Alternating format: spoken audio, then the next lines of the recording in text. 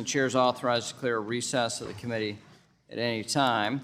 The hearing is titled Oversight of the Securities and Exchange Commission. Without objection, all members will have 5 legislative days within which to submit extraneous material to the chair for inclusion in the record.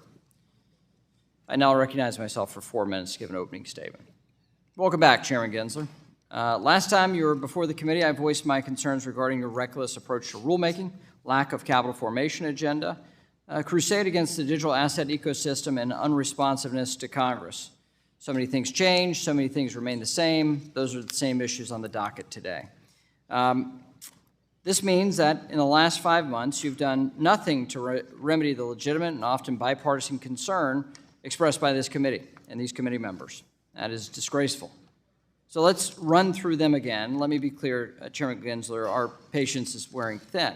First, the Securities and Exchange Commission's current approach to rulemaking jeopardizes the integrity of our financial markets and puts investors at risk.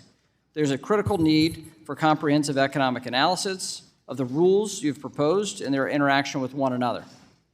Under your leadership, the Commission has failed to adequately assess their interplay and cumulative impact. That's shoddy work for an important agency and does not adhere to the SEC's mandatory statutory authority. While the Securities and Exchange Commission is engaged in a wide-ranging regulatory agenda, you seem to have overlooked the importance of public input, resulting in bipartisan bicameral concerns.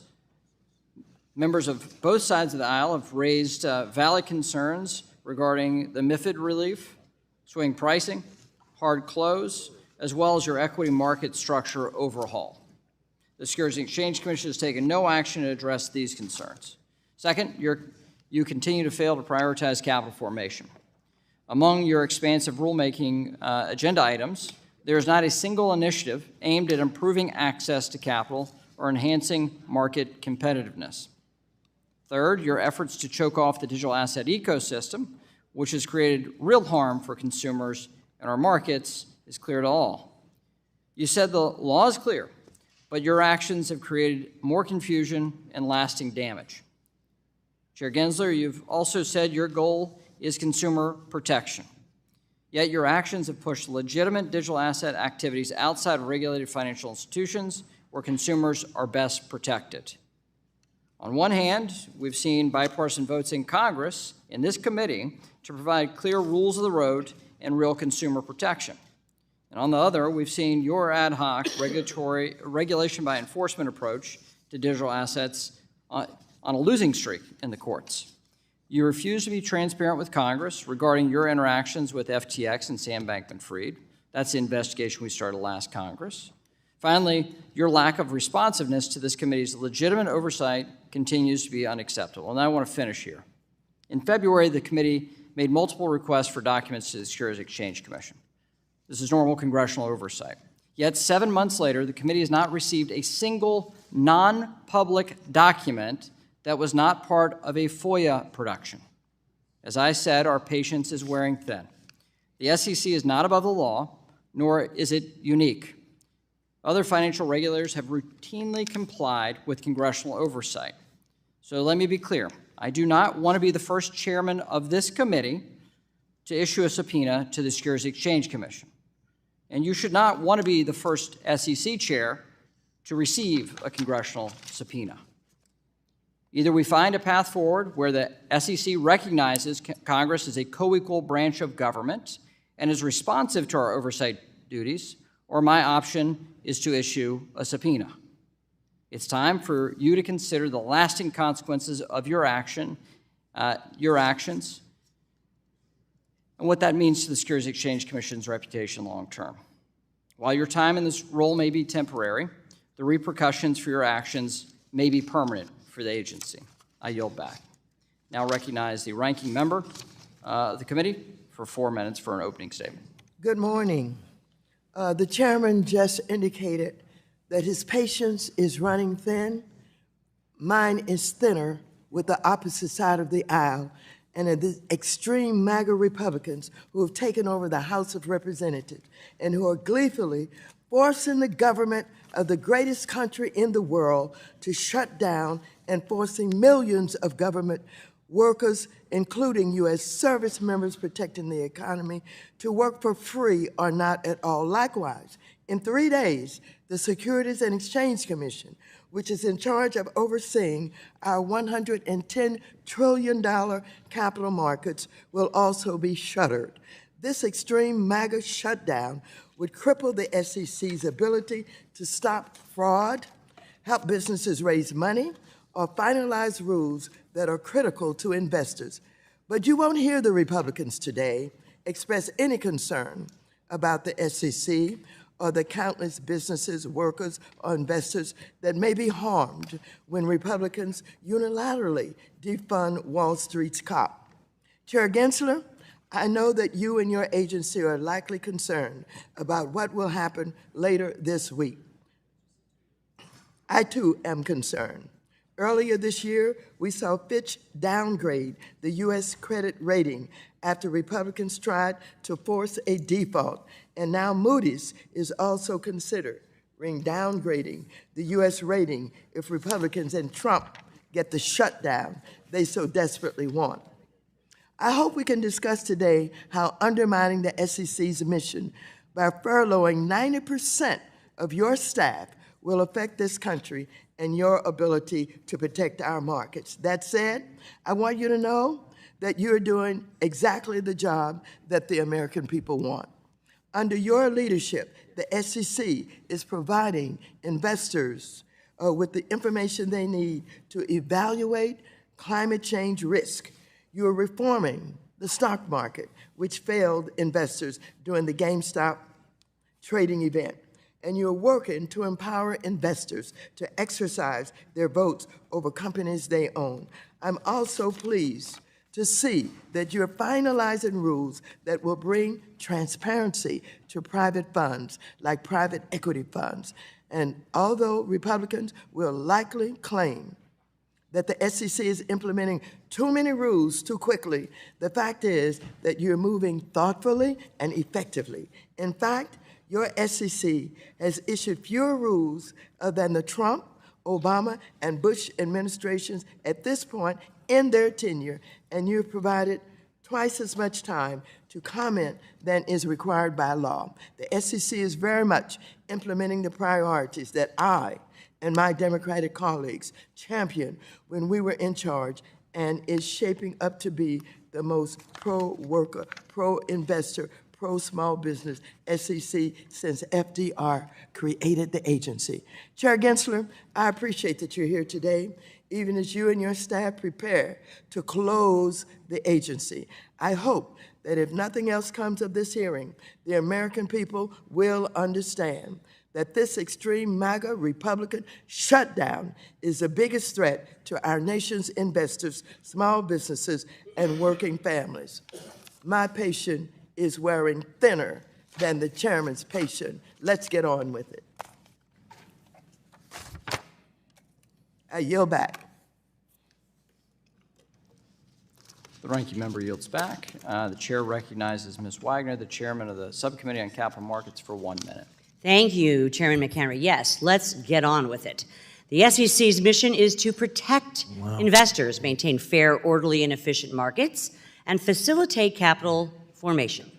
Unfortunately, your leadership has undermined these core objectives, sir. None of the 50-odd proposals your SEC has proposed promotes capital formation. Instead, the focus has shifted towards imposing costly regulatory and disclosure requirements. Equally troubling and potential violations of the Administrative Procedure Act, as recent SEC proposals lack a comprehensive analysis of market dynamics and their consequences, especially for SEC rules that have been changed. Here's the way forward, sir. 1, begin with a robust engagement with market participants to shape your thinking before proposing rules. 2, conduct investor testing. 3, economic analysis, and looking at not just the individuals, but the cumulative. 4, do not ignore Congress when you send bipartisan letters expressing concerns about detrimental effects of the proposals. We need market integrity. I yield back. We'll now recognize the ranking member of the Capital Market Subcommittee, Mr. Sherman of California, for 1 minute. Mr. Gensler, you've done more than anyone in government to thwart the creation of an efficient ecosystem that will allow corrupt politicians to not have to have hundreds of thousands of dollars of cash and gold bars in their home when they could be discovered by the FBI. You prevented a system where we can have anonymous, unhosted wallets providing an efficient method for the corrupt politicians of the future. You are providing additional regulations which provide clarity to the market participants and protect investors, but according to a Bloomberg study, you're actually producing fewer regulations than your predecessor, recent predecessors. You're generally right, except swing pricing. And finally, ESG is material to investors. It will affect trillions of dollars of investment decisions. That's why corporate America is trying to prevent you from getting that information to the investors who want it. Gentleman's time's expired. We'll now recognize the Chair of the Securities Exchange Commission. Good morning. For 5 minutes for an oral presentation of his testimony. Without objection, your written statement will be made a part of the record. Chair Gensler, you're now recognized for 5 minutes. Good morning, Chair McHenry, Ranking Member Waters, and members of the committee. Thank you for inviting me here today. As is customary, I'd like to note that my views are my own as Chair of the SEC, and I am not speaking on behalf of my fellow commissioners or the SEC staff. For 90 years, the federal securities laws and our work to oversee them have played a crucial role for the public, both in good times and in stress times. The core principles of the U.S. securities markets regulation have contributed to America's economic success and geopolitical standing. At this remarkable agency, we serve investors building for a better future and issuers raising money to fund innovation while overseeing the $100 trillion capital markets where investors and issuers meet. The essence of this captured in our three-part mission: protecting investors, maintaining fair, orderly, efficient markets in the middle, and facilitating capital formation, as Chair Wagner mentioned earlier and Chair McHenry. The SEC is the cop on the beat watching out for constituents. The dedicated staff of the agency does an extraordinary job with limited resources. America is blessed with the largest, most sophisticated, and most innovative capital markets in the world, but we cannot take this for granted. Even a gold medalist must keep training. That's why we're updating our rules for the technology and business models of the 2020s. My written testimony details those efforts, and I'm sure I'll get questions on this rule or that rule, but I'd like to just point out overall a context. We're updating our rules to promote the efficiency, integrity, and resiliency of the middle, the markets in the middle, and that helps capital formation on one side, investors on the other, and we do so with an eye on those investors and issuers and making sure the markets work for them rather than issuers and investors working for Wall Street and the markets in the middle. We're working to help lower cost, increase access, and promote financial stability, and each of the proposals we've made in the last 2 years further this three-part mission, given the authorities granted by Congress. And our Division of Economic and Risk Analysis provides robust economic analysis, which consider the cost and benefits, as well as effects on efficiency, competition, and capital formation as Congress mandated. We greatly benefit also from public input regarding economics, the policies themselves, our legal authorities, and we get that feedback.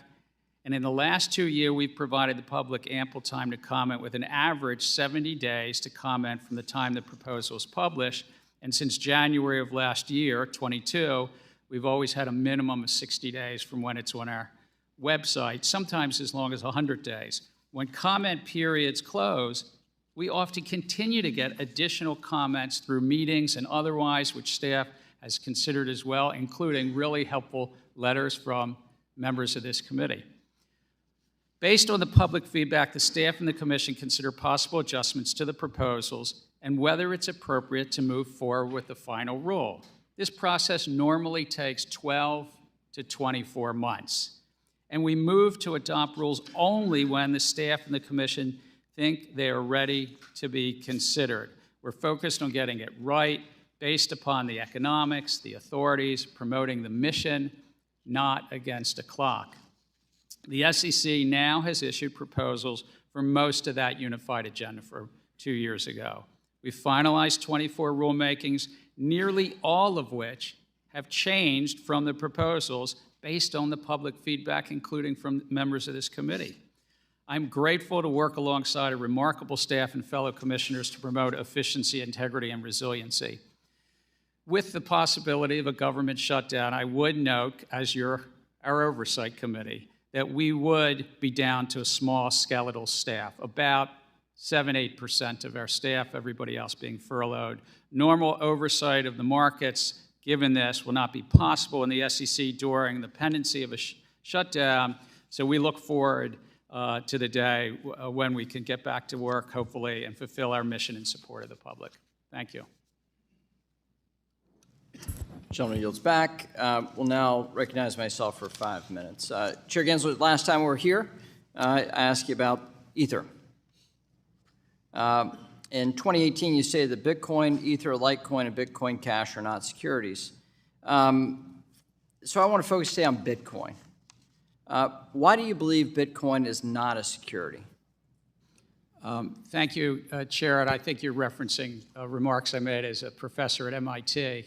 And as I wrote in that paper at that time, it was really about something called the Howey test. And the Supreme Court, it's the law of the land, talks about if the public is anticipating a profit based on the efforts of others.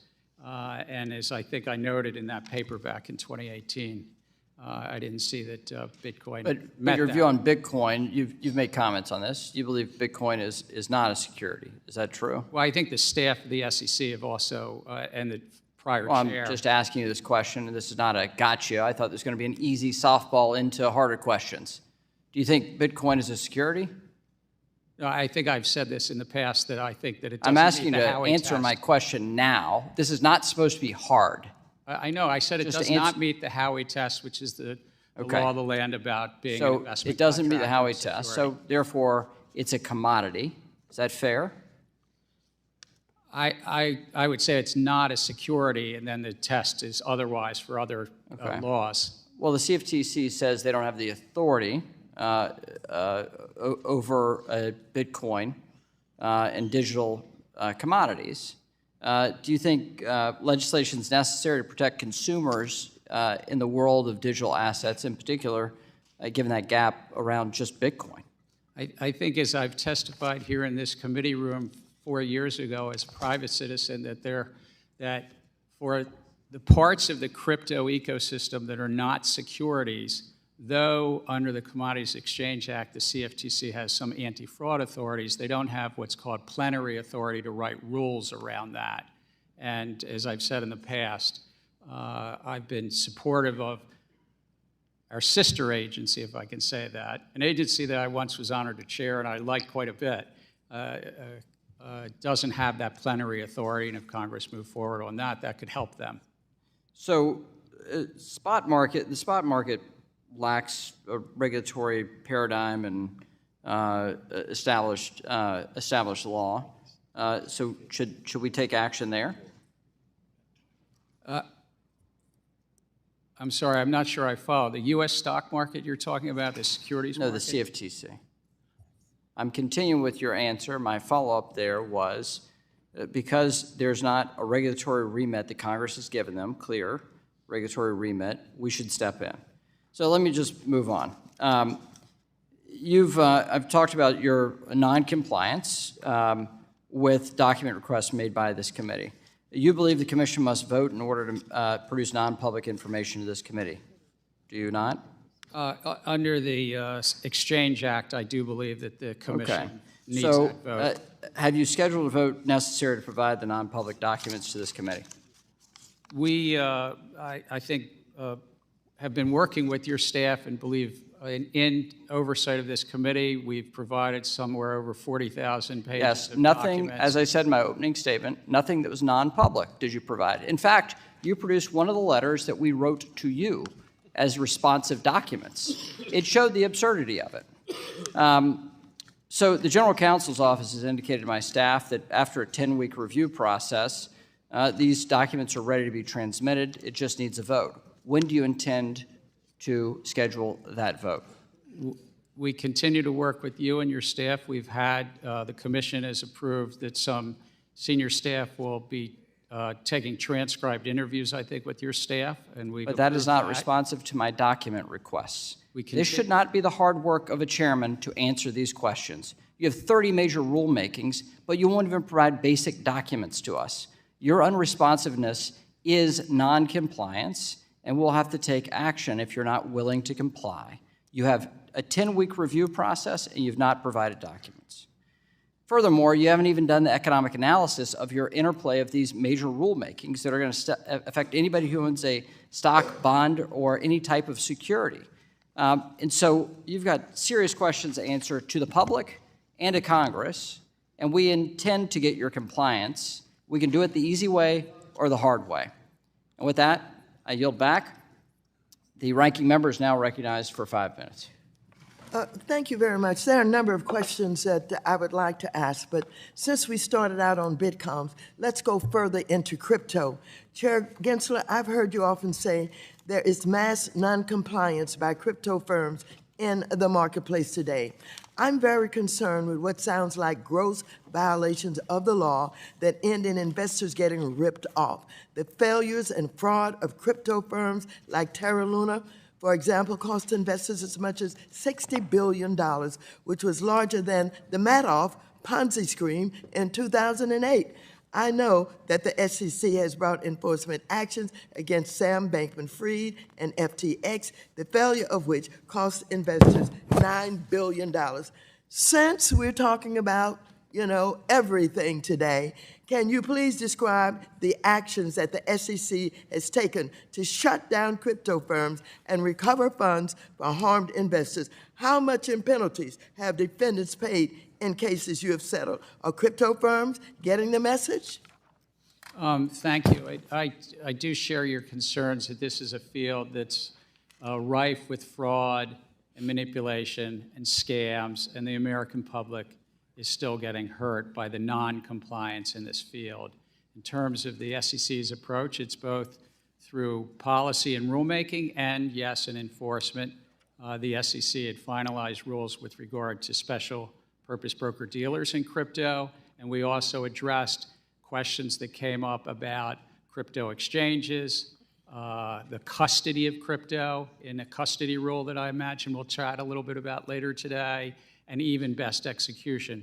But unfortunately, as you noted, we've brought numerous cases in this field to try to protect the American public and be a cop on the beat with regard to so many of these schemes. Thank you very much. I just wanted to make sure that the opposite side of the aisle, who protects too often in too many different ways crypto firms, that they know what you're doing. Let me move on. I'm going to ask a few questions about the impact of the government shutdown on SEC's operation. Chair Gensler, approximately how many people work at the agency and what percentage will be furloughed during a government shutdown? We have just under 5,000 employees, and probably 92 or 3% will be furloughed. So we'll be down to a skeletal staff. Which divisions would most be impacted, and describe for us what these divisions do? It's really across the whole agency, but the bulk of our workforce is in examinations, in enforcement, in disclosure review. But let me say what the public won't have. They won't have somebody really at full force overseeing the market. For companies that want to go public, we won't be able to really review the documents, or what's called documents going effective if you want to do an initial public offering, which is so critical to capital formation. We will keep open, I want to say this for the public, we will keep open our tips, complaint, and referral lines. We will keep open comment files so people can still submit comments on our rulemaking and the like, but we won't really have individuals behind the scenes to follow up except for I, too, am worried about public offerings. I've worked with the opposite side of the aisle to improve the ability of those who want to do IPOs. But as you explain it, this will have a negative impact, the shutdown on the ability for IPOs to be initiated. Is that correct? I think that's just a practical reality, yes. What happens if a whistleblower comes to the commission with urgent information that could protect investors? Would there be staff to process this? Could the commission deploy resources in response to this information? Though we will be able to intake, there won't be the usual investigative force of individuals to follow up as readily unless it's an emergency and it's about specifically protection of property. What will happen if there's a major disruption in the capital markets operations and infrastructure during the shutdown? Could the SEC be there to respond? It's a very good question. I mean, if there were a market event, as you say, senior leadership would be there, but again, we'd be down to a skeletal staff. And so Gentlelady's time's expired. We'll now go to the Vice Chair of the full committee, Mr. Hill of Arkansas, for 5 minutes. Thank you, Mr. Chairman. Mr. Gensler, it's good to have you. I want to start out today and talk about equity market structure as a topic. Just yesterday, Congressman Foster and I sent you a letter signed by 16 Democrats and 16 Republicans to express our concerns about the equity market structure proposals that the Commission has initiated. The letter urges you quite simply to stop your rulemaking on that broad set of proposals until you finalize the trade execution data rule, the so-called 605 data rule, and that be done first so that you can rely on that data for an appropriate rulemaking. And this speaks to Mr. McHenry's point about the interplay between the rules, which, contrary to the ranking member, I think there are 50 pending proposals. Many of them interact. They are confusing and sometimes in conflict with each other, and I think this is a classic example. And I think it's particularly true where you're failing to do a rigorous cost-benefit analysis for many of the rules. For instance, the SEC's dealer proposal, which uses the word uncertain 15 times to describe its impact on efficiency and competition for the most important financial market in the world, U.S. Treasuries. So, Mr. Chairman, I would just say this is not MAGA Republicans that are sending you a critical letter of concern. It's a very bipartisan view, 32 members of this body that think the SEC should reconsider. Would you wait for the Rule 605 data before you finish the other equity market proposals? I thank you for the letter. I did read it last night around 9:30 when it came in. And it's part of our comment file. We'll take it and think of it very seriously. But I would say in terms of the equity markets, the rules have largely not been updated since 2005. That may be, but that means that we need to do it in a comprehensive way, in an interoperative way, and make sure we have the right data. So I'll take your short answer as no that it's a comment, but I really urge you to get these equity markets proposals in order and to rely on data and not just emotion or one meme stock event to make policy. Let me change subjects. Let me talk about my favorite kitty cat, which is the CAT, Consolidated Audit Trail. For over a decade, this bad idea has been floating around the Commission since the flash crash in 2010 to collect and store private personal information on every American and every American with a brokerage account at every broker-dealer. In my view, this is a massive overkill. This is unnecessary invasion of privacy. This is a massive new tax on the brokerage account of individual American citizens. And maybe worst of all, considering the 9 years I've been here, this is another massive centralized government database that's going to be hacked, like the IRS, like the CFPB, like OPM. And so I've got real concerns about it, and I continue to express those for Mary Jo White, for Mr. Clayton, and now for you. In fact, you inherited this albatross. Why don't you just bury it and say that we're not going to do the CAT? Though I inherited, not only from them, but I inherited from my dad, a real allergy to cats, and it's real. Oh, my God. Oh, my God. Yeah. Well, we don't have time for that. I'm reclaiming my time. We can have a cat visit. We can do the kitty part later. Do you know what a targeted exam letter is by the FINRA? Do you know what that is? I'm familiar with exam letters. Yep. And do you know what a blue sheet is? Sir, I'm generally familiar. I don't know where you're headed, but I'm generally familiar. And you know that all of our markets have regular daily, intraday, overnight global market surveillance on trading, right? That's a general feature of all of our SROs, right? You agree with that? SROs are responsible to do that, sir. Yeah, I understand that. And you regulate the SROs. So what I'm suggesting to you is there's no justification for capturing all these trades when you have right now market surveillance data available to Enforcement Division. And you can right now do a sweep exam through a blue sheet, which is where you go to large traders and you look at everybody who traded in Apple. You can get all the PII you want because you have a probable cause for doing that. And that's why CAT, I think, exceeds what you should be doing. Why is the blue sheet targeted exam process inadequate for you to do your job? So I think you raise a good question, but the consolidated audit trail gives the self-regulatory organizations and the SEC a look at those orders and matches up sometimes. They've got the ability to do that now. They don't need to capture everybody's trade in every retail brokerage account in America. Mr. Chairman, I yield back. Gentleman yields back. We'll now recognize the ranking member of the Capital Markets Subcommittee, Mr. Sherman of California. As the chairman points out, it's about capital formation. You're at the nerve center of the world capitalist system, where capital is deployed to operating businesses. If we have a shutdown of the government, I think it's already been pointed out by the ranking member that we stop all IPOs in their tracks. Does this also apply to companies that are already public but are issuing additional shares? And does it also apply to new bond issuances?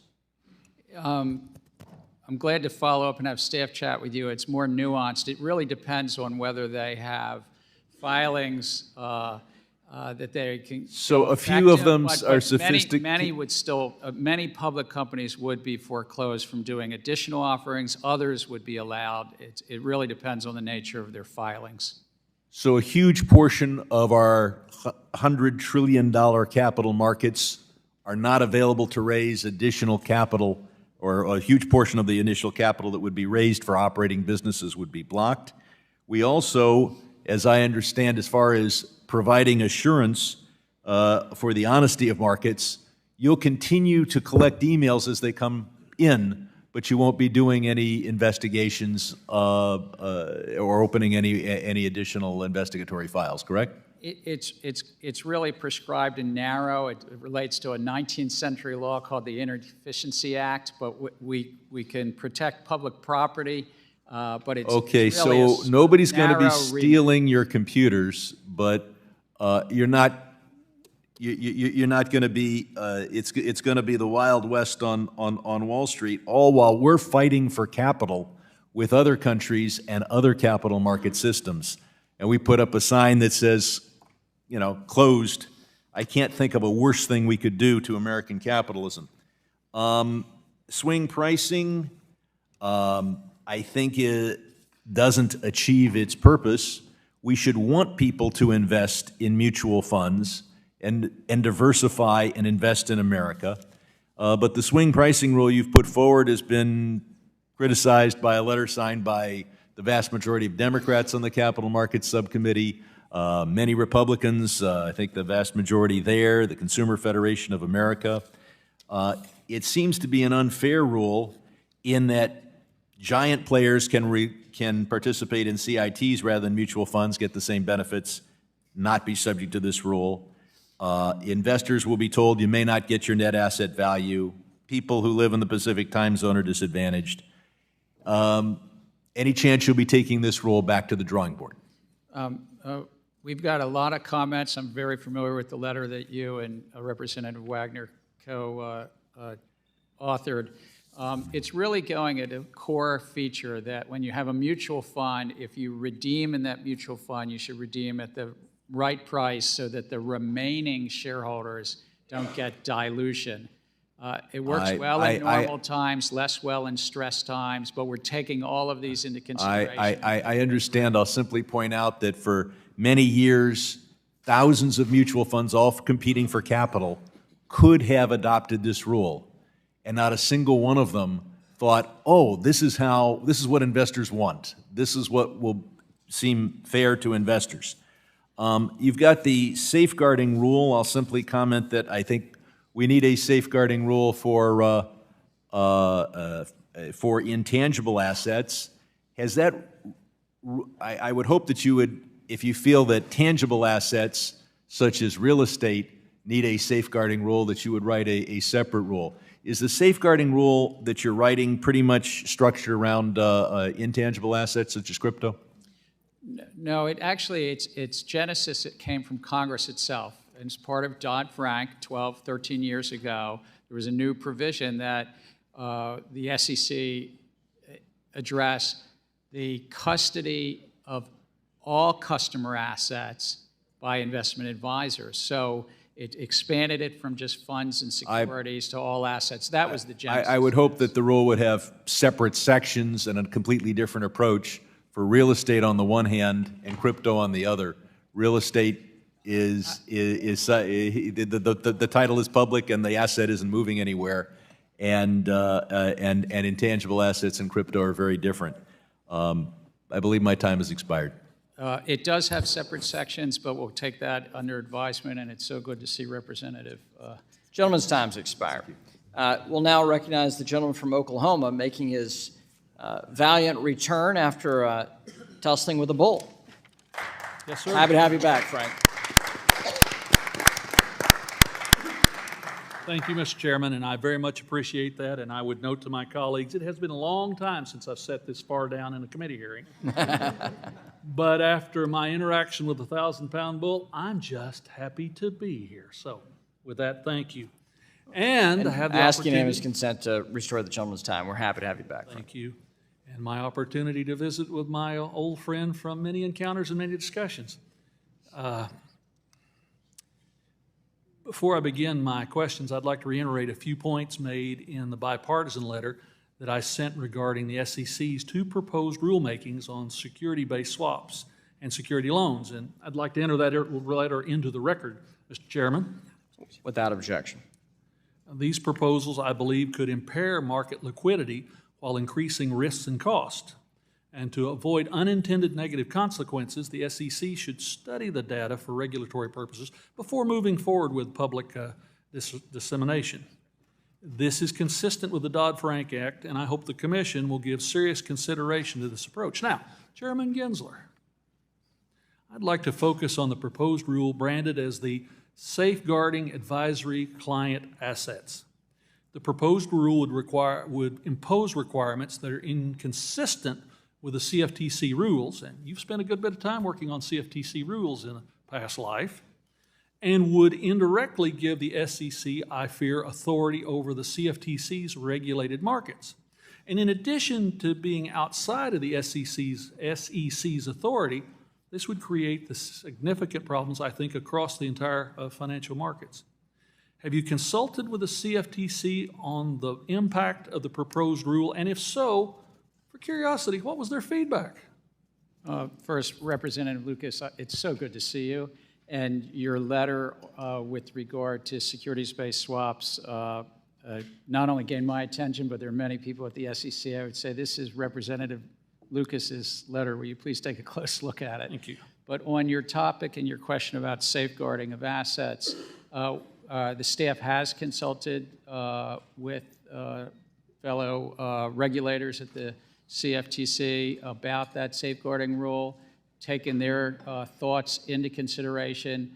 We're some time away. I mean, this was only proposed earlier this year, and it usually takes 12 to 24 months before we even consider adoption.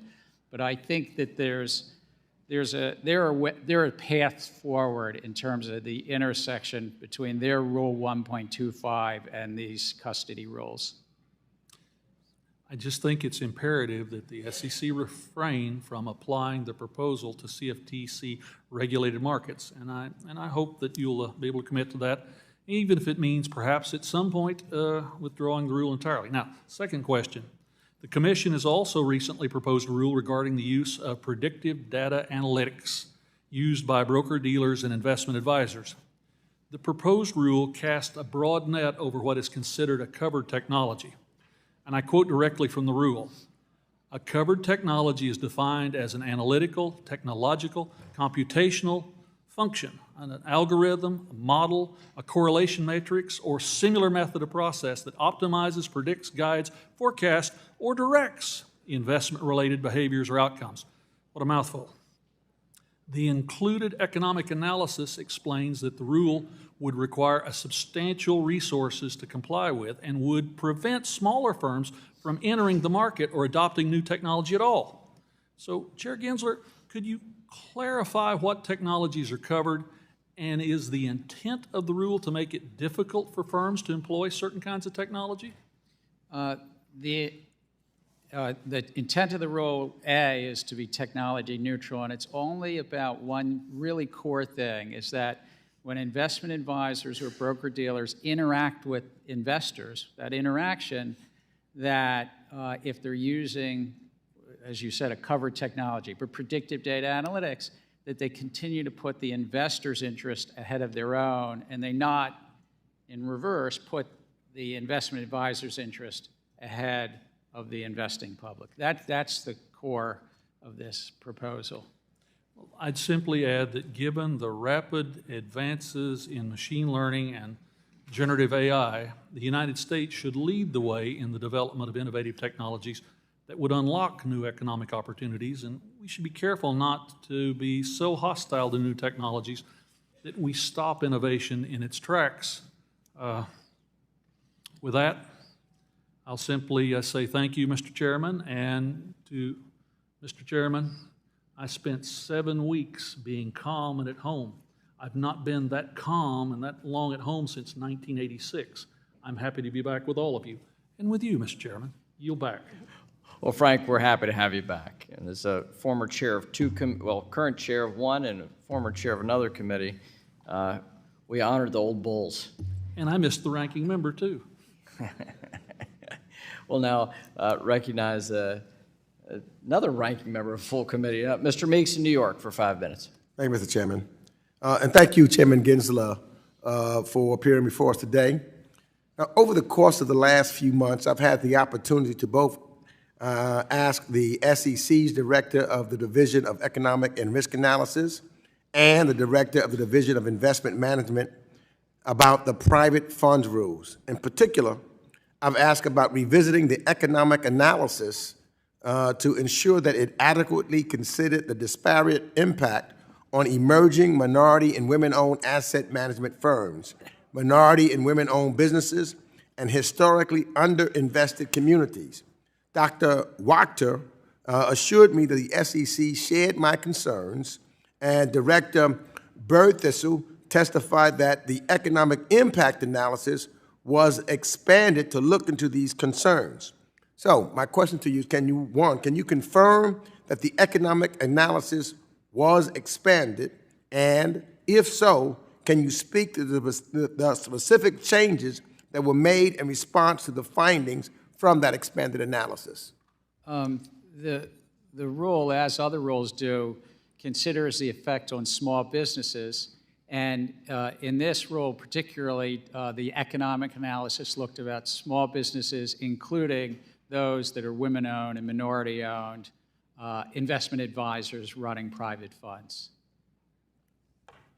So I would like to follow up on that, but I got so many questions I want to ask you because it is really important about to get more details of what those findings were. But I'll ask you more about that in writing and get a response, because I want to shift to a related issue that I find to be disturbing.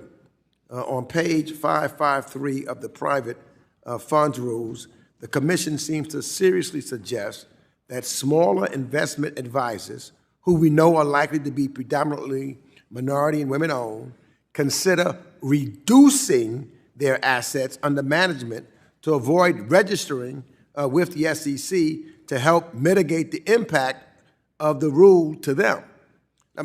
Mr. Chairman, we know that minority-owned firms are 3 to 4 times more likely to fund minority enterprises and their portfolio companies. So wouldn't telling these firms to stifle their own growth perpetuate the lack of diverse representation in the industry and therefore decrease the amount of funding going to diverse entrepreneurs? As the economic analysis noted and you just read, there are often some firms, whether it's in a rule like this or other rules, that are right at a cutoff point, where they might be registered and regulated and not, that they might make different choices. But overall, this rule is actually really helpful because it promotes competition and transparency. The biggest fund managers would have to provide greater transparency to their investors, and the smaller asset managers can actually benefit from that greater transparency and competition around the side letters that they might be cutting with large asset pension funds and the like. So it's really a balancing of these economic considerations. It was pro-capital formation, it was pro-investor because it promotes transparency in the middle of the market, that asset managers would have transparency about their fees, their performance, and these so-called side letters that they enter into. Well, I just have problems with it because it seems to me, again, you're telling these asset managers to not grow, to continue to build where they can do more because of the people that they serve. So it's an issue for me, but of which I'll follow up on. Under your leadership, the SEC has been, incredibly active, and I'll leave it to others to discuss the pace and the breadth of the Commission's rulemaking. But what I wonder is whether or not the SEC considers how their proposed rules will interact with existing and draft rules during the rulemaking process, particularly when it comes to economic impact of the finalized and pending rules. And do you think there would be any value to doing a whole holistic analysis? We do. In each economic analysis, which often runs between 100 and 250 pages, each of those considers other rules that may have been adopted and adjust the baseline in each of those analyses. We'll now recognize the gentleman from Texas, Mr. Sessions, for 5 minutes. Mr. Chairman, thank you very much, and I appreciate the gentleman, my friend, Mr. Meeks, for his conversation with Chairman. Chairman, welcome once again to the committee. Good to see you, sir. Thank you very much. Mr. Chairman, I think that there's a lot of happy talk and smiling that takes place from you and your agency as they come up here and they try and talk about two principles of listening to stakeholders and industry participation, and yet I think you're hearing across this committee a wish that we could have a better relationship with you and your entire organization, and we have prodded them, sent letters, done everything nice that you can do, and yet we show up here and we find a way to provide feedback. We'd like to sincerely turn that around. As you know, you and I spoke a couple of years ago about an issue that still is unresolved because the SEC would not even let this firm know what their problem was. And you told me it will take at least 214 days because that's how long it takes us before we're able to turn issues around when your Fort Worth office already knew the answer. And I think it's this kind of action on behalf of the SEC that causes members of Congress to react the way we do. Mr. Chairman, I'd like to turn to an issue. Last November, the SEC announced a massive increase in enforcement fines, $6.4 billion in 22, up from $3.8 billion in 21. And you have launched a regulatory crusade against the financial service industry through enforcement. You've told us that. We see this. Can you please tell me what the money from these enforcement actions, what you've done with it, and where that money goes? First, sir, if I may, I think the matter you talked to me about a week or so ago, we filed a a civil litigated matter against that company. So I think that's all a matter of public record. Well, then I've learned that now. Thank you. But for the 2 years prior to that, there was attempt to be resolution, and you even blocked that company from their counsel, who was very capable, from engaging in that, knowing what that was, to where they could have corrected that or found a way to work with it, because it put at least $50 million directly at risk. Mr. Chairman, can you explain where the money from these enforcement penalties is winding up? There's a number of places. Much of it goes into what's called fair funds. Congress helps set up a process where the public can actually get money back. Those that are harmed can get money back. And some of it, some of the penalties and so forth, go into the U.S. Treasury. So that some in fair funds and back to those that have been hurt, but some, of course, also into the U.S. Treasury. So the SEC takes the money in, follows the laws that have been established, and that is... Yeah, we're funded separately. Of course, we're appropriated, and then we're funded by fees that are fees on transactions in the... Yes, sir. I just wanted to make sure that it's as a result of what Congress has established with the fair funds about what they would do with that money. And your testimony today is that's what you've done with the $6.4 billion. Not all of it, sir. Well, then please tell me what we can add a comma and add the rest. No, we can follow up with the details, because of that I am interested in following up the details, and I would ask that your staff accept, just like Congressman Lucas sends a staff, and your staff knows, oh, we got a letter from Congressman Lucas, let's respond very quickly here. I'd like to send you a letter today asking for those details. Thank you. The actual breakdown is a matter of public record. We put it on in our financials each year. I just don't have it memorized. Well, that's fair. I would not either. Mr. Chairman, we really, I think, would like to, on a bipartisan basis up here, have better interaction with your organization and with you. And I think what you've heard today is another calling on a bipartisan basis for us to do that. We believe if we express our opinion, you should express yours back, not just delay that. I want to thank you for being here, sir, and I will engage you on this matter. Mr. Chairman, I yield back. Gentleman's time has expired. Gentleman yields back. The gentleman from Georgia, Mr. Scott's recognized for 5 minutes. Thank you very much. First of all, Chair Gensler, I agree with our ranking member, Ms. Waters. I believe you're doing an excellent job. Excuse my cold. An excellent job at a very difficult and challenging time facing our economy and especially our securities markets. On July 12th, my good Republican friend, Congressman Frank Lucas, and I sent you a follow-up letter with respect to the SEC's proposed rule regarding the impact of publicly disclosing proprietary positions in large security-based swaps above certain reporting thresholds. And specifically,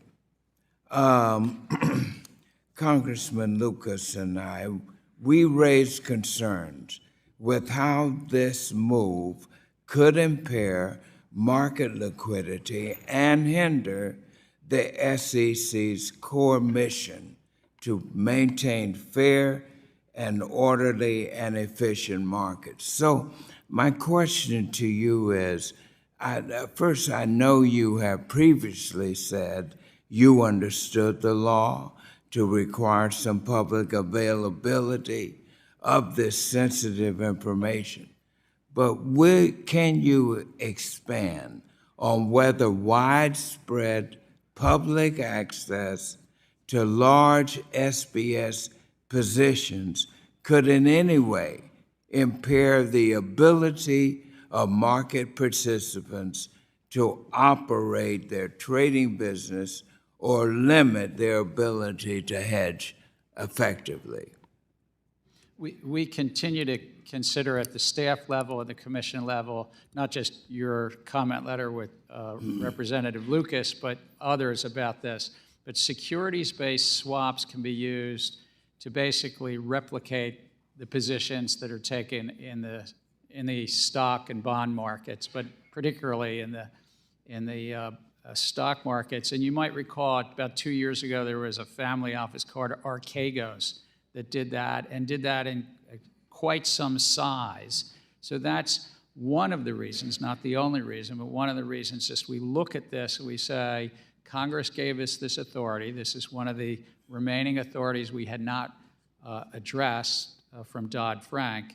And so we took it up. We put a proposal out about the possible requirements to report to the commission, and then in some cases report publicly these large either credit default swaps or total return swaps that, of course, credit default swaps were at the center of the 2008 crisis, and total return swaps were at the center of this one example, this Archegos example.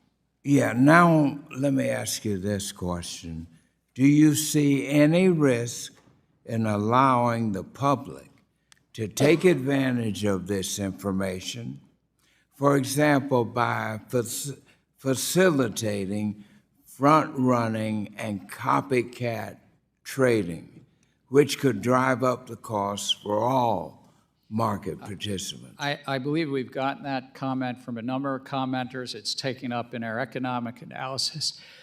Excuse me. Taken up in our economic analysis, but it's an important issue of all public transparency. The markets can benefit from transparency, but it's sometimes there's somebody that had an advantage of the opacity. So when I was on Wall Street, we used to have a saying a little bit at the firm I was at, that darkness was our friend. And it was about sometimes opacity helps make more money as a dealer, but it's not necessarily the case that the markets themselves, economists tend towards the transparency helps the proper pricing in the markets and also helps capital formation. Well, I'm delighted with your presentation. I understand with the little economic and finance that I handle at times, particularly with the stock market. Keep up the good job. Don't get discouraged. We'll get out of this mess in our financial markets. Gentleman's time. Thank you. We'll now recognize the gentleman from Florida, Mr. Posey, for 5 minutes. Thank you, Mr. Chairman. Good to see you, Mr. Chairman. Good to see you, sir. In spite of the SEC Inspector General and GAO recommendations, SEC continues to assert that as an independent agency, the Commission is not required to do the same kind of regulatory analysis and cost-benefit analysis as other agencies. Why is the agency so defiant about the suggestion to be accountable as other agencies are? Well, actually, sir, we follow the mandate of Congress. In 1996, Congress put in our statute that we had to do economic analysis. And so we follow that. And then after a number of court cases in the early 20 years ago or so, we updated our guidance to ensure that we followed Congress's mandate. So we do economic analysis, again, sometimes measuring in a couple hundred pages. In every one of our releases, we get feedback from the public, and then we adjust, we modify. So the Inspector General is wrong? You don't need to do any further analysis? Well, in fact, we do need to do analysis because Congress mandated it. It's called, we have to analyze the efficiency, the competition, and the effects on capital formation. And in doing so, we lay out an economic baseline, and then we have to look at alternatives to the proposal, reasonable alternatives, and we look at cost and benefits. And so we do all of that. And any rules are in conformance with the Administrative Procedures Act? Yes, we do that in compliance with the Administrative Procedures Act, but also Congress added these other provisions in 1996 And as I say, after a number of court interpretations of that in 2005 and so forth, we updated how we did this. And we follow guidance that's been in place since 2012. So I think I'm the fourth chair that, we're following the similar guidance for 11 years now. So does the commission assess and analyze cumulative economic impacts of the rules that it makes and the interrelationship with other agencies? We analyze in each one a baseline, as I mentioned. So if, for instance, there was an interaction and we finalize a rule, then we necessarily update the baseline for the next consideration for the world as it exists at that point in time. All right.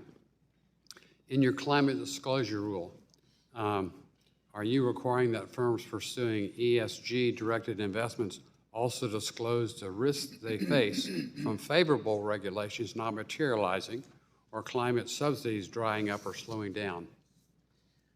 The proposal is really to capture the risks that investors want to understand. The proposal was about both the opportunities and the risks, but I think you did use this word. It's about materiality.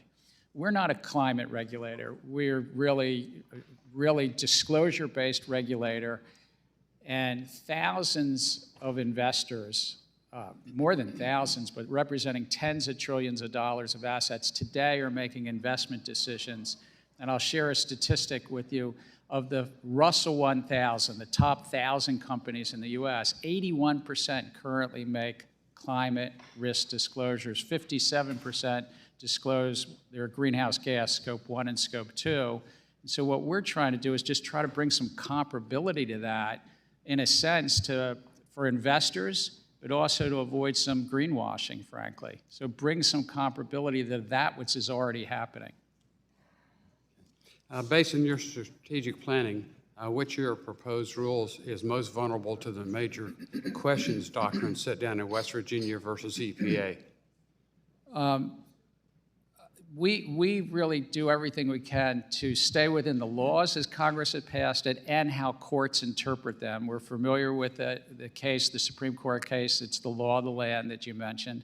And we take a very close look at that to ensure that when we finalize rules, it's within the laws and how the courts interpret it. Are you trying to resolve any of those major questions at this time? Well, I would broaden it out, sir. It's like any time the Supreme Court speaks to our, broadly, the administrative state's authorities, we take a look at that and we take a look at every comment we receive from the public to stay within our authorities. Gentleman's time's expired. Thank you. We'll now recognize the gentleman from Missouri, Mr. Cleaver, for 5 minutes. Thank you, Mr. Chairman. Thank you, Chairman Gensler, for being here today. I'm one of those people who believes that there is such a thing as climate change. And the scientists, I agree with the scientists, I guess. Most of the warming that we are experiencing actually took place over the last 40 years. And the last 9 years are the warmest temperatures that we've had since modern keeping of the weather temperatures. And I'm from Kansas City, Missouri. The Missouri is the second longest water system in North America. It waterheads up in Montana, snakes its way all the way through Missouri, and then meets up with the Mississippi in St. Louis. It goes through 7 states, and the only reason I'm mentioning that is that we are experiencing all kinds of events along the Missouri River system. We had droughts, floodings are becoming more volatile, and weather events are becoming more extreme in impacting the Missouri River. And this becomes economical in the sense that the low water levels, which are reaching sometimes record lows, disrupts business. We do a lot of barge trafficking on the Missouri and the Mississippi, and that is being disrupted. And so the crisis puts into question our viability and long-term dependability. So I was pleased that in March last year that the SEC released the proposed rule to require public companies to make a variety of quantitative and qualitative disclosures regarding climate-related risk. Is there any company, any kind of economic interest in the United States that you think would be immune immune from climate risk as we are dealing with this? Well, we may not be dealing with it as powerfully as we should, but are there any exemptions that you can think of that would companies or corporations would not be impacted, or that not being impacted today? Again, I understand your views. We're not a climate regulator. I understand. It's a matter of investors making investment choices. And for some companies, investors are getting disclosures, and we're trying to bring some comparability to that disclosures. Some companies, it's viewed as material, and some companies it's not. That's an important distinction, of course. But there's so many different sectors and so many different industries in this country, and we're merit neutral, but we're not disclosure neutral. And right now, 80+% of the top 1,000 companies are already making disclosures. It's really on our responsibility to bring some consistency and comparability for investors to get decision-useful information. Yes, I'm not suggesting that you are the EPA or some kind of climatologist. I'm just wanting to make sure that the SEC continues to measure the impact through its disclosures of what's going on dangerously with climate change, and that it will all impact corporations. I would say this. We have 16,000 comments. We have heard very consistently from investors that they find this information decision useful, and they would benefit from more consistency and comparability in the information they're frankly already receiving. So that's what we're focused on. Thank you, Mr. Chairman. Gentleman's time's expired. We'll now recognize the gentleman from Missouri, the chair of the National Security Subcommittee, Mr. Lukemeyer, for 5 minutes. Thank you, Mr. Chairman. Chairman Gensler, my good colleague here, Mr. Cleaver, and I wrote to you in May regarding SEC's conflicts of interest reproposed rule, number 192, prohibition against conflicts of interest in certain certifications, and our concerns about the potential treatment of mortgage insurance-linked notes. Now, our letter was filed under the bulk of all comment letters, and the first sentence asked for you to that we're requesting a clarification of the language that's in your rule. So we're disappointed with the interpretation of our letter, which is pretty plain from the standpoint we'd like to have an answer.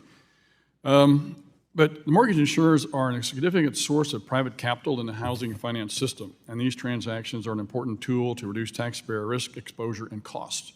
So question number one, do you agree that federal policy should encourage more private capital in the housing market, especially when it involves well-capitalized and highly rated entities? Well, I think there are other agencies that are responsible there, but certainly our role at the SEC is facilitates a mortgage market. We oversee, I don't know, 11 or 13 trillion dollar mortgage securitization market, and what we are trying to do in that market, like other markets, is drive for greater efficiency and, as you say, opportunity for homeowners. Well, the question is, can you be a partner with the private sector? So in other words, with reinsurance for these companies is very important to be able to allow the reduction, well, the spread of risk, and then, of course, the reduction of cost. The question is pretty simple. Would you support something like that? I think that if I understand the question, that mortgage originators rely also on mortgage insurance. That's an important part of the, that I agree, that's an important part of the market. Okay. In our letter, we say that the rulemaking may unintentionally prohibit private insurers from procuring reinsurance via the capital markets through these MILs, which would negatively impact home buyers, lenders, and taxpayers. Are you considering changes to the rule to clarify the treatment of mortgage insurance-linked notes? Without prejudging any adopting release, we're considering all the comments, including yours, but these individual letters you reference. Congress put a mandate that we had to help ensure that underwriters and sponsors of certain mortgage securitizations not be betting against their investors, and that's what we're trying to do. Mr. Gensler, the letter should not be canned with the comment letters. It's a request for you to clarify what you're trying to accomplish here, and the letter to point out what we need clarification of. So we'd appreciate a response. Thank you for that. I also sit on the Chinese Select Committee, and as a result of my position there and my chairmanship of the National Security and Illicit Financing sub-chair here, in 2022, the PCAOB inspection reports of mainland China and Hong Kong accounting firms, which audit U.S.-listed Chinese companies, were scathing and a reminder that financial statements produced by the CCP-controlled companies should never be trusted. Both reports showed unacceptable rates of Part 1-.A deficiencies, which are deficiencies so large that PCAOB staff believe the audit firm failed to obtain sufficient audit evidence to support its work on the public company's financial statements. Essentially, the audits were useless. Is it correct that under the Holding Foreign Companies Act, Accountable Act, these two firms, which fail so spectacularly, will not be inspected again by the PCAOB for another 2 to 3 years? I'm not familiar enough with the PCAOB's rotating schedule, but it is accurate that when the PCAOB goes in to inspect an auditing firm in any country, they sometimes aren't able, they don't have the staff to go in on an annual basis. Well, you know, the premise is correct there, where they only have to do it every 2 or 3 years. And so Mr. Sherman and I have introduced a piece of bipartisan legislation that require them to have an annual audit. These are very, as we saw in 2020, there were 1,000 companies on the exchange. Now it's down between 250 and 300. A lot of them are shell companies, and when we're threatening an audit, suddenly they disappeared. The funneling of our capital to Chinese companies and / the Chinese government and Communist Party has got to stop. And so we would appreciate your support for something like that. And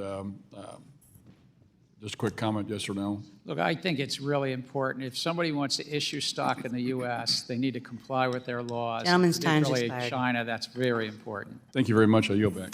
Gentleman yields back. The chair now recognizes the gentleman from Connecticut, Mr. Himes, for 5 minutes. Thank you, Madam Chair, and thanks for joining us today, Mr. Chairman. I want to talk with you for 3 minutes or so about my ongoing efforts to codify insider trading into law, but I do want to take a minute here, since we're on the verge of a government shutdown, to just see how that affects you and your organization. It's sort of taken for granted around here that a shutdown is going to occur because my friends on the other side of the aisle can't find the coherence to pass a rule on the floor, much less do what we know needs to be done to avoid a shutdown, which is to pass a bipartisan continuing resolution. The Senate has figured that out. They're working on that. We'll figure that out eventually. In the meantime, to demonstrate the importance of doing that, we are going to shut down the government because of some MAGA extremists. Now, we get asked all the time about the very visible stuff. We'll be treated in the next couple of weeks to the sight of 19-year-old Marines and sailors lining up at food banks because they don't know that they're getting paid. SBA will be shut down. They will not be able to lend to small businesses, and those small businesses may go under. As we could go on with all the public stuff, but you lead an organization that has an awful lot of people who could be making a lot more money at a bank or at a law firm who are going to be told that they're inessential, who may be furloughed. So let me just give you a minute or so here. I'm curious, even though it's not going to make headlines, what would a shutdown do to morale and capability inside the Securities Exchange Commission? It's a remarkable dedicated staff, but we're looking at probably 90 to 93% of our staff will be furloughed. So we'll be down to skeletal 7-8% of our staff. In terms of what it would do for morale, I think that history shows, because we had one of these in 18 and 35 days at that point in time, that it's hard on people. It's hard because they're not getting a paycheck. It's hard because, as you rightly say, they can get jobs at law firms and elsewhere and go, and they're just really dedicated public servants. In terms of the markets, I would say if a company were deciding to go public or raise offerings, they'd want to go effective before Friday if they're ready to. If not, they might be in a sort of subliminal state where they can't access the markets because we can't effectively review those. Let me redirect you for a second to, okay, companies raising capital, but your SEC is a whipping boy, you know that. But the truth is, the organization is full of people who are out there prosecuting fraud, who are stopping insider trading. Are we going to see, if there is a meaningful shutdown, fraud go unprosecuted, insider trading? You won't have the capacity to address these things, which hurt the American public, correct? Yeah. While somebody can still file a tip, complaint, and referral, somebody can file a whistleblower, there won't be the people on the other side to really review it and investigate it. Thank you. Okay, speaking of insider trading, Mr. Chairman, I want to just briefly discuss with you something I've worked on for 7 years right now, which, as you know, is trying to define insider trading in law. It's not defined in law today, as you know, and as a result, we have court-made law, Newman, Solomon, Martoma, overturning each other, creating a great deal of uncertainty, prosecutions being overturned, convictions being overturned, a great deal of uncertainty. I'm a believer in this idea that if we're going to send somebody for jail, we should be very clear about why we are doing that. So I'd love to get a minute or so from you, Mr. Chairman. Where are we? Would we benefit from a codified statute on insider trading law? Would that remove some of the uncertainty and remove some of the chance that the courts will overturn your traditional activities? I think that we've had the benefit at the agency of robust, as you said, largely court-made law from the 1980s on, and you referenced some cases even in the last 6-7 years. But I think we've provided you and other members, if I remember, technical assistance on a legislative package that you had last year, if I recall, that almost made it into the NDAA, if I recall. But again, I think that we have good, robust authorities, but the technical assistance, I recall, supported that bill. It supported the what you were trying to achieve. But ideally, and I think you gave us this technical assistance, if we could preserve those authorities that are legacy authorities, if you will, but if we could... That was the key, that we didn't want to in any way lose the authorities that all the way up to the Supreme Court that we had had. Right, right. But I see you nodding. If we could codify a definition of insider trading and reduce some of the risk of overturning of case-made law, that might, in the long run, simplify your task and create confidence in the markets. Great. Yeah, I think and again, we should follow up with staff, but our major concern was that we not somehow undo some of the really good law that's in place. Gentleman's time's expired. Gentleman yields back. The chair now recognizes herself for 5 minutes. Chair Gensler, while you were a professor at MIT, you spoke at length about how technology could be used to democratize finance. In fact, in a lecture quoted in a podcast entitled Paying It Forward with FinTech with Professor Gary Gensler, you stated, and I quote, "What I was drawn to at MIT was this sense that maybe we can democratize capitalism a bit more, that we can use technology to make finance more inclusive and more accessible to many more millions of people in our country and many more hundreds of millions of people around the globe. Now, sir, as chair of the SEC, you've put forward a predictive data analytics proposal that jeopardizes the innovation and technology that's made investing available to millions more Americans than ever before. I'm confused. At which Gary Gensler, the American public, should believe? The academic version, who spoke glowingly about the power of technology to help more investors participate in U.S. and global capital markets, or the SEC version, who apparently thinks all use of any technology by broker-dealers and investment advisors is inherently conflicted, and firms should just stop using technology altogether. Chair Gensler, could you please briefly explain this change in your views? I thank you for the question, a clever question. It's the same Gary Gensler. It's not my identical twin brother, Rob, or anything. It's me. And I believe technology is so transformative. I think artificial intelligence, machine learning is so transforming this decade and so forth.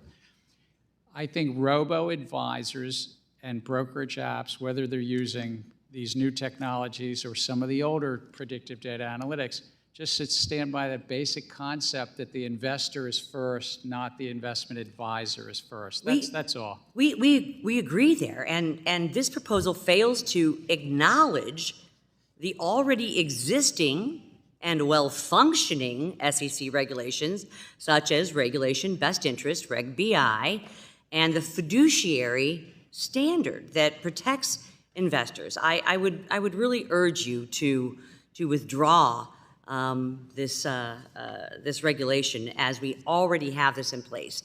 And during your last appearance in front of this committee, I asked you, sir, if you were planning to rewrite Regulation Best Interest, Reg BI, and you said that it was not currently on your agenda. However, the Commission's proposal on conflicts of interest associated with the use of predictive data analytics effectively rewrites Reg BI by holding broker-dealers and investment advisors to a higher standard of conduct and conflict neutralization than Reg BI. Were you intentionally withholding your plans to supersede Reg BI, sir, with a new proposal when you testified in April? I feel the same as I did in April. I think this doesn't change Regulation Best Interest or the fiduciary interpretation. This does build on them in an important area around using predictive data analytics. If a function, an optimization function, it's a little bit of a math thing, but if the math is basically putting the investment advisor's interest ahead of the investors, if it's making a recommendation or it's giving a nudge, a behavioral nudge to steer somebody somewhere, therein lies a conflict. That's what we're trying to do. It's too broad. I mean, we don't even know what technology would be applied here. And at the core, Reg BI has a fiduciary standard, the best interest, that is already there. You are now superseding that, and it's not just duplicative, it throws out potentially the fiduciary rule in Reg BI. So I again would encourage you, and I think we have bipartisan support to withdraw this rule just as soon as possible. And let me just ask you this question, since I have a limited time. How many staff, because this was a question I sent to you that we haven't received response, how many staff with the Division of Trading and Markets and Division Investment Management and the Division of Economic and Risk Analysis were actively involved in drafting the predictive data analytics proposal? I don't have a number, but I would say that generally speaking. Do they have advanced degrees in computer science, data science, or engineering, sir? A number of them have advanced degrees in economics and computer science, but I don't know how many of them do. Well, I've sent you a list of questions. I'd love to have those answers. My time's expired. The chair now recognizes the gentleman from Illinois, Mr. Foster, for 5 minutes. Thank you, Madam Chair. And I want to thank our witness for staying up until 9:30 p.m. to accept and analyze the just-in-time delivery of our bipartisan letter with 16 Republicans and 16 Dems on it that French Hill and I prepared. I want to make sure that you understand what the meaning of that letter is. It is not that you should stop working on the market reforms in parallel with 605 upgrades.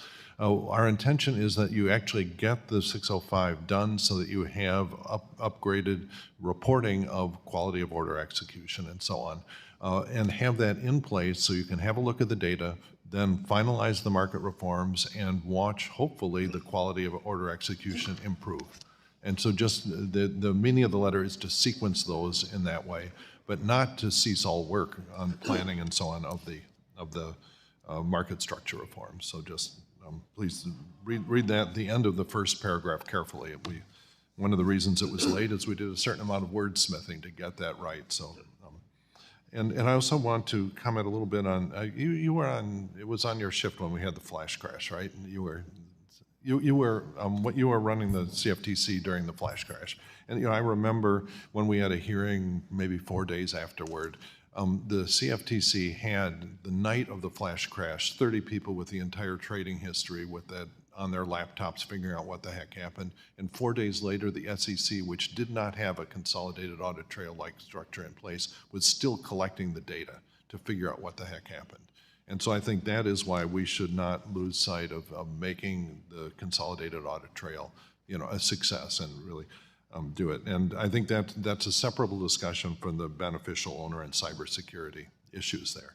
And in particular, last time, one of the ways that I raised with you last time we were in front of our committee here, I asked you about the possibility of actually using the consolidated audit trail to simplify much of the reporting requirements under Rule 605, so that instead of making it a requirement of every one of the bazillions of companies that would have to do it, that you'd simply use the fact that the consolidated audit trail has the information necessary to make a public report of quality of order execution for the different brokerages.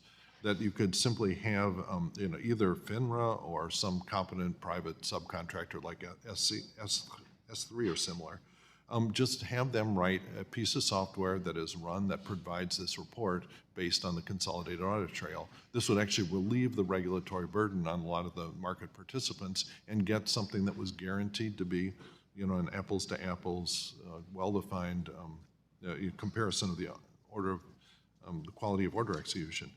Have you had time since we spoke on this to have put thought into that idea and see if that's a useful way to simplify and speed up the 605 reporting? One, I want to compliment you on your excellent memory of 13 years ago, and that when I was it was seared in pain. What's that? It was seared in pain. Seared in pain. Like it was the very next morning that the CFTC had all that information, and the SEC did not. In terms of you're raising an idea as to whether the consolidated audit trail could be used for data about the quality of order execution. And though it's possible that technologists could figure and sort that through, that in and of itself would raise costs and benefits as well. And as everybody has encouraged us to always look at cost and benefits, I would just say currently market participants, brokers, can quantify their order quality. That's what this Rule 605 That's right, but then you have to measures. make sure it's an apples-to-apples comparison. They will have an incentive to not quite, if there's an ambiguity, they will resolve it in favor of making their numbers look good. You're going to have some of your employees looking over that. Whereas if you just say, okay, find a competent entity, like S3 seems to have a pretty good market share of doing that already, or FINRA, to just write one piece of software, make it public, run that piece of software on the consolidated audit trail so that everyone understands exactly what numbers are being reported. The one thing is the consolidated audit trail does not capture and compare, the orders, like you bought something on a Tuesday, or you put an order in and here's the actual quality. So it would be bolting more requirements, I think, onto the consolidated audit trail, but we can follow up and just talk further. I think it actually could. The gentleman's time's expired. The chair now recognizes the gentleman from Kentucky, Mr. Barr, for 5 minutes. Chairman Gensler, have you ever spoken to Senator Menendez about the Security and Exchange Commission's Director of Enforcement, Gurbir Grewal? No. On May 20th, 2021, your public calendar notes a call with Senator Menendez. What was discussed during that call, if you can remember? 2 years ago, sir, but if I recall, there was some discussion about possible disclosure by public companies of political contributions. Well, you hired Mr. Grual as the SEC's Director of Enforcement shortly after that May 20th call. Are you aware of the glowing statement in support that was put out by Senator Menendez praising your hire? I thank you for letting me know that, but until you told me, or until today. Well, I'm deeply concerned about this, and I'll be following up with your office with additional questions and expect a written response. Mr. Chairman, I really liked your colorful testimony, and you're right, we are blessed with the largest, most sophisticated, most innovative capital markets in the world, but we cannot take this for granted. Even a gold medalist must keep training. With all due respect, Mr. Chairman, if the U.S. capital markets are a gold medalist, you are the Tanya Harding of securities regulation, because you are kneecapping the U.S. capital markets with the avalanche of red tape coming out of your commission. On your climate disclosure rule proposal, you say that the SEC is merit neutral, that your focus on consistency and comparability of disclosure is not the merit of the investment. Sir, that is just not believable. The requiring Scope 3 emissions will lead to wildly inaccurate and immaterial disclosures that will be of little practical use to investors. They would also unfairly and inaccurately portray companies as major polluters that are, in reality, have very low carbon footprints. Let's be honest, the agenda here is not to provide investors with relevant information, but instead to redirect capital away from fossil energy. Your proposal would discriminate against fossil energy, and you've repeatedly claimed that these disclosures are rooted in investor protection, but the largest U.S. energy exchange-traded fund is up 15% over the last 3 months. It's near its highest level in 9 years. How is it protecting investors to deter investment in profitable companies? This is not doing that, with all respect. All it is about trying to bring some comparability to disclosures being made. We're not a climate agency. I know. I've heard you say this. We're really not. But let's be honest. We know what's going on. We know what's going on. You're trying to scarlet letter fossil energy. We're not. I know you say you're not, but we got the joke. Everybody knows what you're doing. You're trying to redirect capital away. You're trying to discriminate against fossil energy, notwithstanding your protests. Most American investors find all of this Scope 3 emissions nonsense and immaterial. It's immaterial. I know institutional investors talk about this, but this is about an agenda to discriminate against fossil energy, which is profitable. That's not protecting investors. That's hurting investors. It's steering them into less diversified, lower performing funds. Let me move on to the perfect storm of regulations. Let me just move on real quick.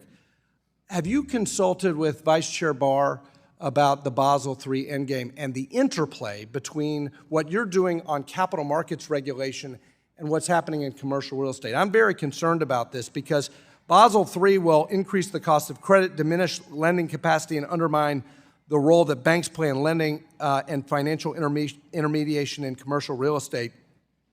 Have you talked to the Fed about how this interacts with conflicts of interest and securitization rule, Rule 15C211, private funds, custody rule, and others? Because I'm really worried that Basel III endgame and all of your regulatory proposals would lead to a death by 1,000 cuts for commercial real estate when we're looking at maturities of $1.5 trillion in commercial real estate over the next 3 years. And it's not just about, refinancing from 3% to now 8%. It's now the fact that Basel III and then all of the non-bank activity is going to be sidelined as a result of the interplay between Basel III and your regulations. We have ongoing conversations with the Federal Reserve about a number of our rules, but they have the lead on Basel III. That's not something we consult with them on. All right. Well, Gentleman, time's expired. I'd ask you to submit the answer to for the record. The interplay is important. Yield back. The chair now recognizes the gentlewoman from Ohio, Ms. Beatty, for 5 minutes. Thank you, Madam Chair, and thank you, Chairman Gensler, for being here today. I am going to get to a question that I'd like to ask you on the proposal regarding predictive data analysis, but in light of the colorful questioning and use of language with discrimination and kneecapping, I want to ask you about the shutdown because I think my Republican colleagues are kneecapping the American people and those who serve this country and those that we took an oath to protect. And certainly, at least the last 5 government shutdowns have happened under Republican governorship. So you represent this large organization, and if there was a government shutdown, would that grind the SEC to a halt, yes or no, in your opinion? We'd be skeletal staff. And does that mean if there was a shutdown with your approximately 4,600 employees, you would be left with maybe only 400 employees who were not furloughed? That's correct. And those remainder would be furloughed without pay? Yes, that's correct. Even those that are working would be without pay. Right. And these are hardworking American people with families and children that would considerably, in my word, be kneecapped by my Republican colleagues who have so much concern about what we're doing. And so would that have some effect on the registration statements for new users and offers of securities and surveilling the functionings and operations of capital market? I think you could say largely the initial public offering market would be shut down with the government. And would you say investors would be vulnerable to fraud and businesses will be deprived of their opportunity to access capital markets? I would say that while we'll have a skeletal staff, it will be hard for us to oversee the markets. And that's what you're charged with doing. Like we're responsible for keeping the government open and protecting the American people. You probably would agree with that. I'm not going to ask you to answer that. So now let me get on to my question after I feel a little renewed to letting the American people know that while we're here, we can ask all kinds of questions, but if we want to talk about economic analysis, if we want to talk about threats of subpoenas for not being direct, let's talk about what's happening to the American people in real time. But with that said, I'm going to give you an opportunity to talk about this proposal that we've heard a lot about. I understand that the proposal is currently very broad in scope, covering the range of investor interactions, including communications through covered firms' public websites. There is concern that it could even encompass financial education tools for investors, and it could cover things such as an application that analyzes an investor's future retirement assets by changing the inputs for different mixes of assets. Can you address the concerns or take the rest of my time to talk about this proposal so we can understand it better? Well, this is one thing I'd say. This hearing comes at a timely moment because the comment period is open until October 10th on this particular rule. But this rule really has a basic concept that if you're engaging with investors, that those investors' interests come before that of the investment advisor or broker-dealer. And if you're using predictive data analytics to determine how to nudge them or guide them, you should be not putting your interest. Look, in my downtime, I like to watch romantic comedies and watch on streaming apps. If the streaming app figures out that I'm like a rom-com guy, which I am, and they're doing it because they make more money because I watch the streaming app more. There you go. All right. But in finance, if you're doing it and you're nudging somebody to trade more and churn up their hard-earned assets, or to nudging them to margin or options trading or higher fees on a robo-advisor, and it's not in their interest, but it's in the investment advisor's interest, therein lies a conflict. That's what we're trying to address. Thank you. Gentlelady's time is up. Gentlelady yields back, and the chair now recognizes the gentleman from Texas, Mr. Williams for 5 minutes. Thank you, Chair. The SEC's recent climate rule proposal was 500 pages of mandatory disclosures that will now require companies to report on emissions data and climate risk management strategies. This proposal is a major concern for business owners back in my district who are worried. I'm a small business owner also, about the SEC's recent push to implement costly environmental, social, and political regulatory requirements. They're not even relevant to the company. So the SEC's proposed climate requirements will cost companies millions of dollars to ensure they are properly complying with these burdensome rules. This will force business owners to hire more lawyers and compliance officers rather than investing back in their employees and operations, which would help their businesses grow and bring more in revenue, and I've seen that happen in my business. So businesses are already struggling to operate within tight margins, and an increase in compliance costs could be their tipping point. And on top of that, the Scope 3 emissions disclosure will direct companies to speculate on the emissions output for their suppliers and products, which require substantial information to order to get a proper estimate. So this could lead to smaller businesses being left out due to how difficult it is for them to obtain this complex information. And the SEC crusade is extremely out of touch and exceeds their intended missions and statutory authority. So the SEC needs to stop their abuse of the rulemaking process before they cause any further damage to the industry. So, Mr. Chairman, what is the average amount of time and resources everyday companies will need to ensure they are properly complying with the excessive climate risk disclosures? And how can mandating companies to file on indirect emissions relating to their company provide consistent information for investors? Again, and Mr. Boer, sitting behind you, asked a similar question. Let me just put it in context, if I may. Investors today are making investment decisions based on climate risk disclosures. We're trying to bring some comparability. Both you and other members have raised this question about greenhouse gas emissions, so-called Scope 3, and for the listening public, this is of the value chain. It's not about the company itself, it's about their suppliers or their customers. And we got a lot of comment in the public file about this, not just from members of Congress, but from small and medium-sized enterprises in your district and other districts, from farmers and ranchers and the like. We're taking a very close look at this. Our remit, our legal authority is about public companies. It's about the public companies. And over half of the top 1,000 already making disclosures around their emissions.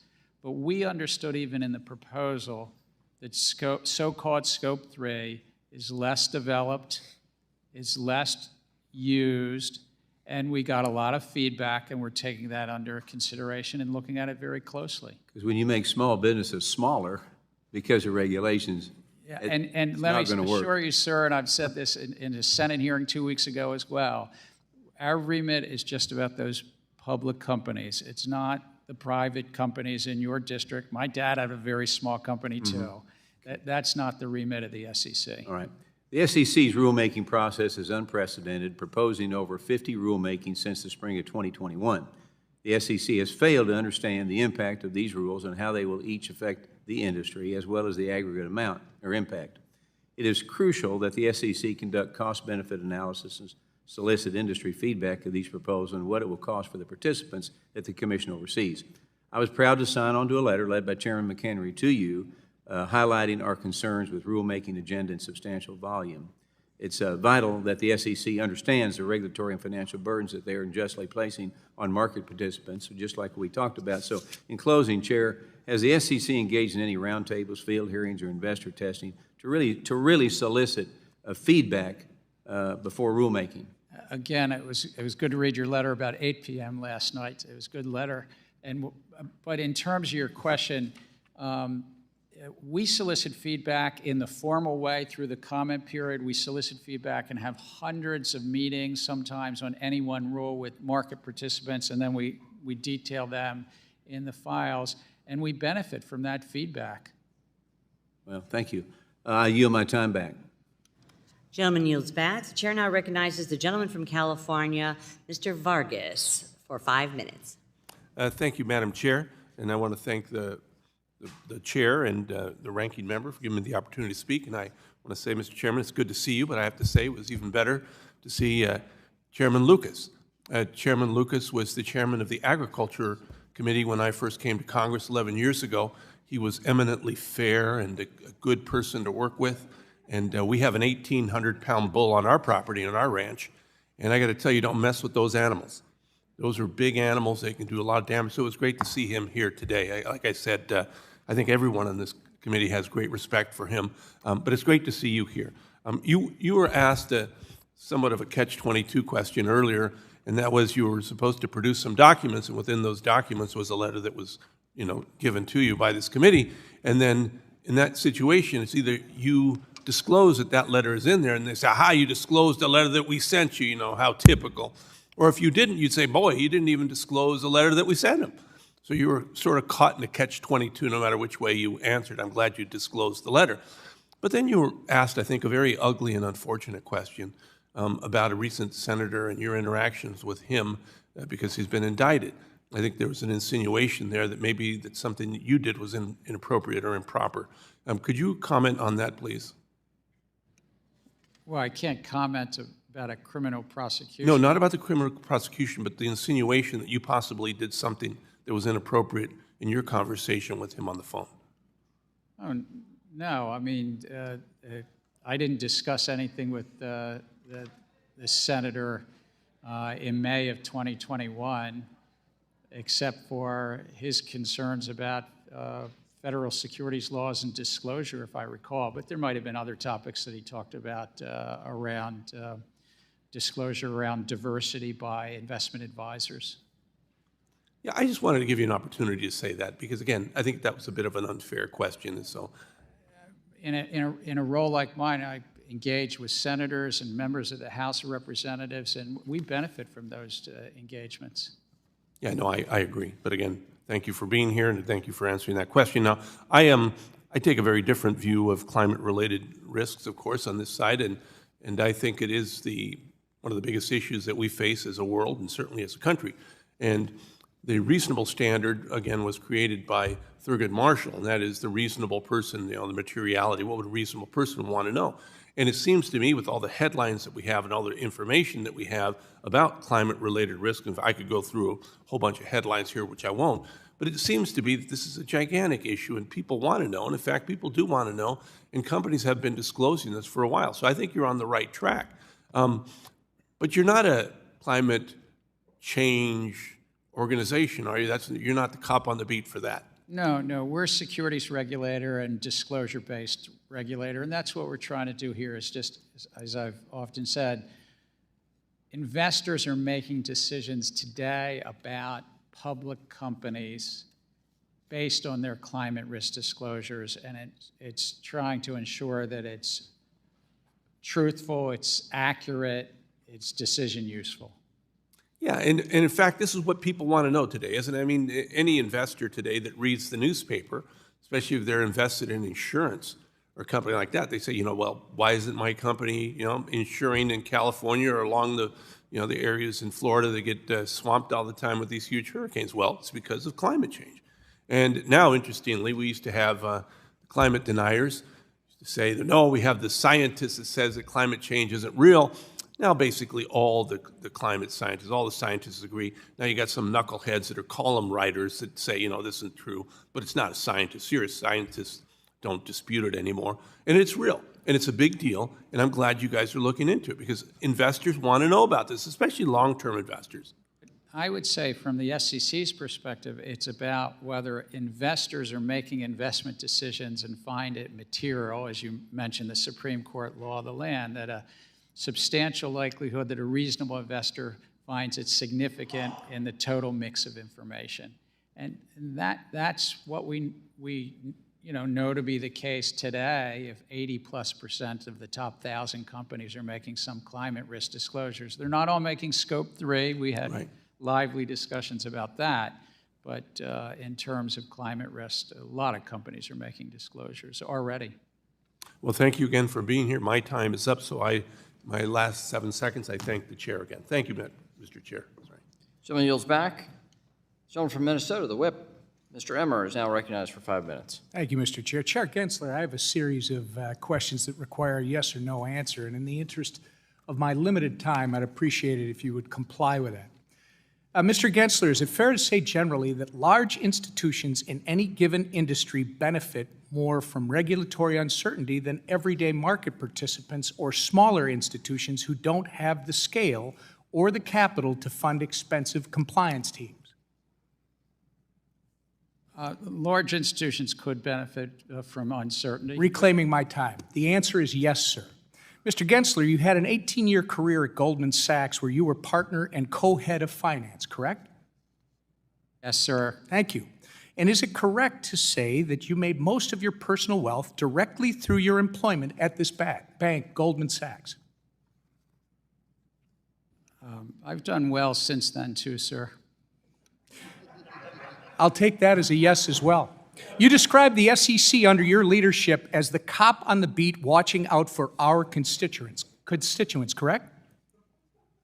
I think that's a mandate that Congress Yeah, and I has think given you've us. said that, reclaiming my time. The answer is yes, sir. If you could just comply with what I've asked, I'd appreciate it.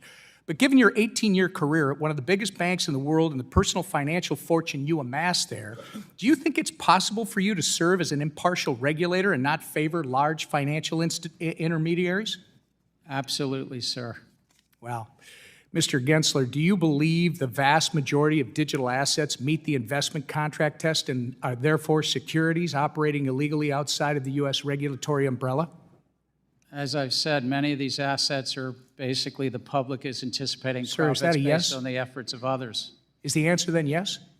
Again, without prejudging anyone, I do think that the significant Reclaiming my majority time. are I'll take it as a investment yes. contracts. And to be clear, sir, this perspective has nothing to do with a concern you noted in a speech last year where you said, quote, "Over the past year, several bank executives have shared their concerns with me about the sheer number of depositors who have moved money from their bank accounts into crypto-related exchanges and wallets," end quote.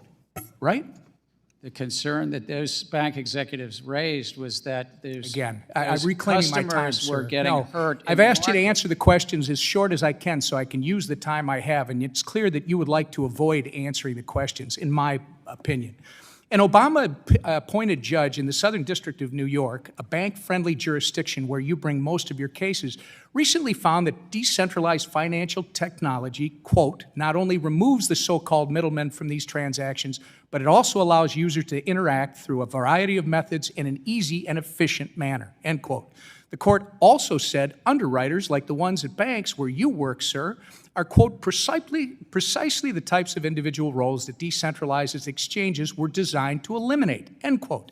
Mr. Gensler, can you assure this committee that your style of regulation by harassment towards digital asset innovation is to the benefit of every American and not driven by your desires to protect industry incumbents?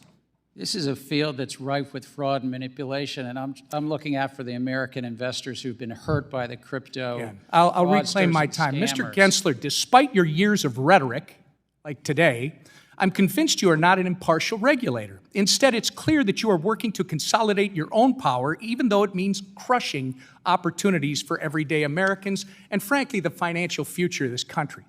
Even the federal courts are highlighting the damage you, sir, are doing to our constituents, and they're telling you that you don't have the legal authority to accomplish your goal of squashing competition in the financial markets. Congress has been telling you that too. Now, Mr. Gensler, I believe our great financial system is the definition of freedom in this country. And congressional policies must provide room for the traditional financial system to evolve alongside the disruptive digital asset ecosystem. That said, it cannot be understated that a common theme throughout your career, sir, is your relentless loyalty to the largest financial institutions at the clear expense of innovation, competition, and everyday Americans. I yield back. I suspect some large financial institutions would not agree with that. There's no question, sir. I've yielded back my time.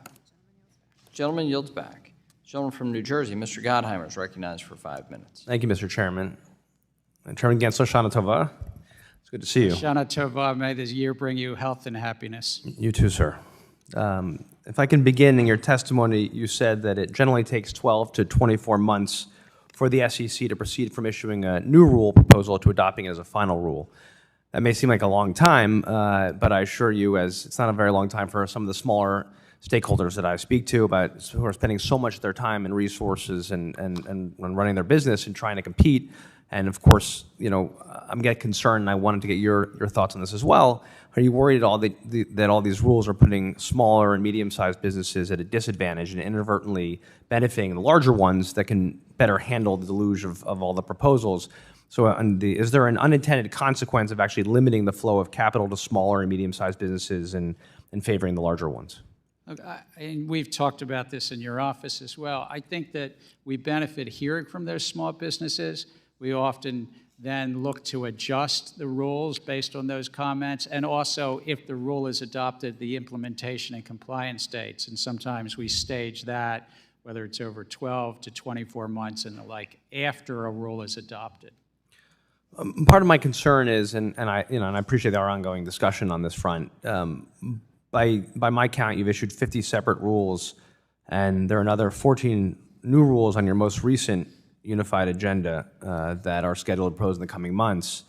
And I'm just trying to figure out the volume, what this means for the smaller stakeholders, and they just don't have the back end, the regulatory back end, to be able to engage with the SEC, and don't know how to engage with the SEC in some ways. How do you think about that? How are you trying to shape the agency to really allow for them to also have a fair shot at comment period? Well, in part by putting out the agenda itself 2.5 years ago. We've now proposed the bulk of that. And then working through, we take meetings even after comment periods, all the way up to sometimes a few weeks before we adopt.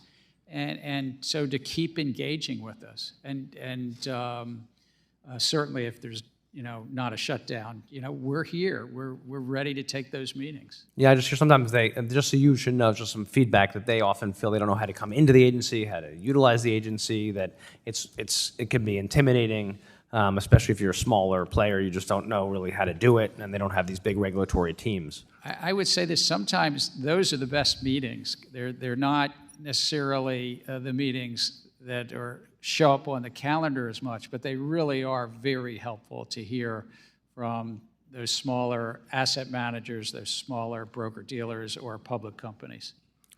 I'd like to shift gears to digital assets. In July, I was proud this committee passed comprehensive digital asset legislation, bipartisan, including my amendment directing the SEC and CFTC to do a joint rulemaking, creating a process for delisting an asset. Since 2019, I've said that clear rules of the road for digital asset firms are critical to protect consumers and promote innovation here in the United States. You've claimed that you have all the authority you need, I know before us, but a rulemaking process hasn't started yet. Can you explain to us why, please? Well, because there's already laws and rules in the books. There's rules and laws in the book that apply to crypto security tokens like they apply to others. And there's nothing incompatible because you're storing something of value on a blockchain ledger. We talked earlier about being technology neutral. Whether you're storing that at DTCC, the public clearinghouse, or you're storing it on an accounting ledger called blockchain, it's still a transfer of value, and the public is maybe, depending on the token, anticipating a profit based on the efforts of others.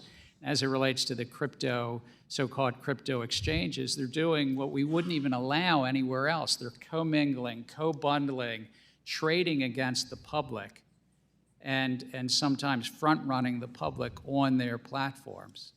So memorandums of understanding have long been used and adopted in a number of contexts. In June 2022, you told the Financial Times you were working on an MOU with the CFTC to avoid regulatory gaps for crypto. Can you give us an update on the status of the MOU, please?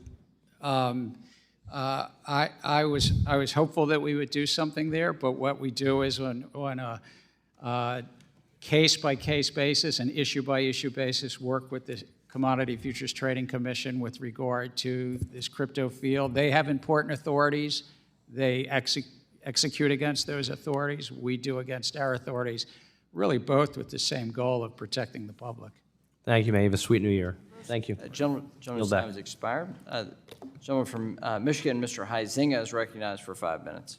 Thank you, Mr. Chairman, and good to be back. I was out of order here because I was in a bipartisan meeting with the Speaker talking about a debt commission, and I hope that that is going to be part of the path forward that we are dealing with government funding and our long-term debt. But I want to move quickly, but I want to follow up on some of Chairman McHenry's line of questions and remarks. And you know, I'm not going to belabor the whole situation where we've had public documents that you've given us on our request that's been out there for over 7 months.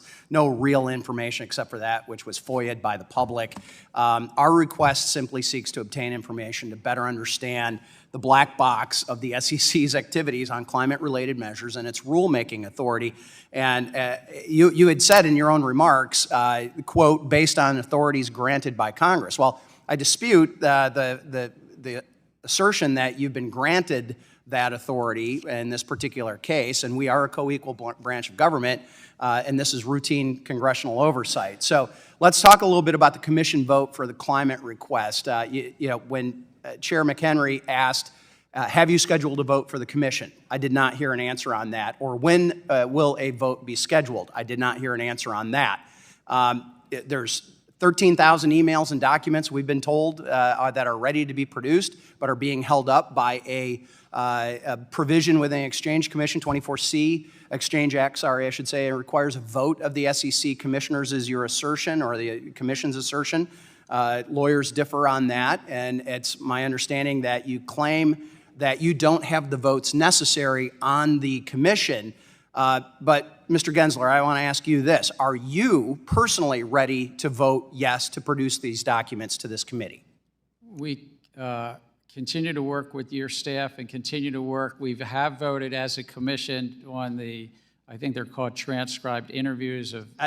This transcribed interviews are very different than the documents that we have requested. I'm asking you, not about the commission.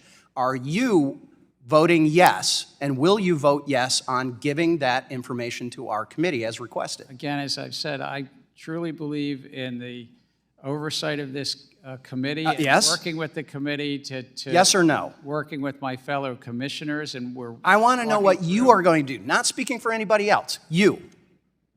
Again... Yes or no? Sir, again, we're working through this at the commission level. Come on. And with... All right, with your this is staff. ridiculous. Okay, so let's assume your answer now is no. So what have you done to try to produce a vote of any sort? Are you talking to your fellow commissioners? Are you whipping them? Are you asking them to vote for that? We have ongoing discussions. We, of course, have to have it one-on-one Okay. because of the Government and Sunshine Act. All right. Well, frankly, we've been pretty cloudy over here on the congressional side. I mean, you're fulfilling FOIA requests, but you will not give that same information to Congress. That's a problem. So under 24C, the delegated authority by the commission allows you to do those FOIA requests without a vote of the commission. Seems to me maybe we need to help you out. Does that seem reasonable? Because here's our problem. What happens if you never get the votes? What's your plan? Ignore Congress? We're going to continue to working with you. What is your plan? Because we've got a plan. The chairman outlined the plan. And it begins with a P and ends in oxy, and it's not a real fun word that any of us want to fulfill. Again, we're continuing to work and trying to get you documents on a regular basis. But you are not. You are giving us publicly available documents. That is not the role of oversight.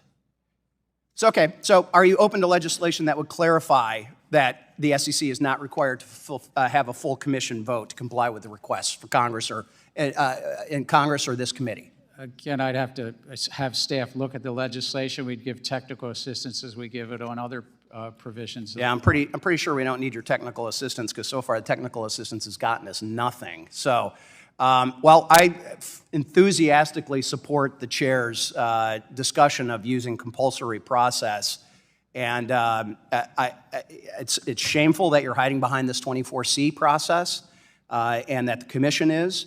And we are going to have to remedy that, apparently, based on your lack of cooperation. One last quick question. Did you ever receive a memorandum or agency document in writing assessing the Supreme Court's decision on West Virginia versus EPA on the SEC's rulemaking authority?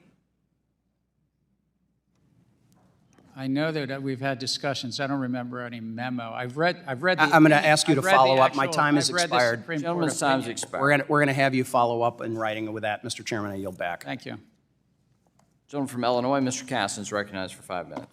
Thank you, Mr. Chairman. Nice to see you again, Secretary. I want to talk about your climate disclosure rule. I know that surprises you that I want to talk about that. And I realize that with it coming out soon, I'm not going to be able to get into specifics, but I do just want to expand a little bit. You had mentioned to Mr. Cleaver that investors were asking for more clarity because of all the voluntary disclosures that are out there. And I think, but I don't want to be presumptuous, that there's some history there that I'm hoping you can share, because I think in 2010, SEC drafted sort of interpretive guidance regarding more voluntary disclosures. Can you clarify what happened between 2010 and then 12 years later in March of 22 when the SEC decided that it was necessary to provide some more disclosure, and specifically if you can comment, like, what was industry asking you for? So a lot changed in the 12 years, particularly investors got more and more interested making investment decisions. And here in the U.S., companies responded, their investor relations and their CFOs and corporate executives responded to meet those requests by investors. And they started following something that was called the TCFD framework. Mm-hmm. You're probably familiar with this international framework, which interestingly was 32 people that were mostly from industry. They weren't government sector that came to this framework. And so by 2021, 80+% of the top 1,000 companies were making some climate risk disclosures. That's what really changed. Investor demand for investor decision-making, and that's where the SEC has a role. Well, I appreciate that. That certainly is consistent with my experience in the private sector, and I think it's said that we need to keep reminding folks that this was a really industry-led initiative in the first instance. I want to move to the state level because a little while ago you had mentioned to the Wall Street Journal that if California finalized some rules, I think your quote was, you said, this may change some of the economic baseline of the commission as it relates to the pending order. And of course, last month, the California legislature did pass a package of climate disclosure bills, which I understand only relates to companies beyond a certain size that do business in California. But given your earlier comments, can you speak to how, if at all, that is factoring into how you're thinking about the disclosure and whether you're still on pace for an October release, as you'd earlier indicated? So in terms of, we look at the economics very seriously, and that law that was passed in California is not yet signed, but if it were signed into law, as I understand it, that would require companies of a certain size to report on their climate risk, I think over $500 million in revenues, and those over $1 billion in revenues to report greenhouse gas emissions. And for the listening public— And on a Scope 1, Scope 2, and Scope 3 basis, it's worth pointing out. All three of these scopes. But for the listening public, it's estimated that somewhere between 1,400 and 1,500 public companies might need to report under that law. We have not confirmed that number. That's just an estimate that's in the press. And so that may change the baseline. If those companies were reporting to California, then it would be, in essence, less costly than, because they've already been producing that information. It's also important that the investing public, again, because they're making decisions based on those public reports, that they're accurate, that they're truthful, because the investing public benefits making sure that the accuracy of the disclosures. And you had indicated that you were targeting an October release date for the final rule. Are you still on that pace? Can you speak that? And does California's actions in any way change that? Let me just put this a little in context. Twice a year, working with the Office of Management and Budget, we put out what's called a unified agenda, and we put dates on all of the proposals really in 2 different dates of the year. So I wouldn't, with all respect, put too much emphasis on that. Fair. It's really, with 16,000 comments, we've gone through, it's 15, 16 months since we made the proposal. It tends to take, again, 12 to 24 months, but we're not doing this against a clock. When the staff's ready, when the commission's ready. Well, thank you. Got more questions, but I'm out of time, so I yield back. Thank you again for being here. Gentleman yields back. We'll now go to the gentleman from Georgia, Mr. Loudermilk, for 5 minutes. Well, thank you, Mr. Chairman. Chairman Gensler, thank you for being here. Mr. Chairman, without objection, I'd like to submit for the record a Wall Street Journal article by Warren Stevens and Paul Riley entitled, "The SEC Wants to Spy on Your Portfolio." Without objection. Thank you, Mr. Chairman. Chairman Gensler, as the op-ed points out, prior to the consolidated audit trail, the government needed legal cause to force financial institutions to report their customers' personally identifiable information. In your opening statement, you refer to the SEC as cop on the beat. But law enforcement has to comply with due process. And I'm convinced that the consolidated audit trail has the potential to become another warrantless surveillance program. And as we have all experienced, if you extend the government power, that power will inevitably be abused, as we saw with the FISA courts, especially if that power does not have direct oversight and control by Congress. My first question, Ms. Gensler, have you read this article? The Wall Street Journal just came out the other day about the consolidated audit trail. I may have, I feel like it's in the last 2 days. I saw the headlines. All right. So it goes on to explain the problems that I've laid out several times when you've been here before about the collecting of personal identifiable information and, quite frankly, a lot of information about individuals and their buying of stocks. In fact, when you were here last time, I believe that you expressed the purpose of this is so you could peruse to look for any potential illegal activity. That's a blatant violation of the Fourth Amendment. That is what this article is spelling out, and it's gotten the attention of a lot of people, even outside the financial services arena. So I would encourage you to please read it, because I think it explains the concerns that many of us have about this program. Also, Mr. Chairman, I'd like to submit for the record a letter that was sent by me and my colleagues to Mr. Gensler regarding the consolidated audit trail. Without objection. Thank you, Mr. Chair. And Mr. Gensler, regarding this letter, in the letter I ask about the 3,000 individuals, estimated number of people or institutions that would have access to the consolidated audit trail or the customer account information system. 3,000 would have access to it. Who are these individuals, and how will they be vetted for access to such sensitive information? One, I do look forward. I will read the article that you mentioned.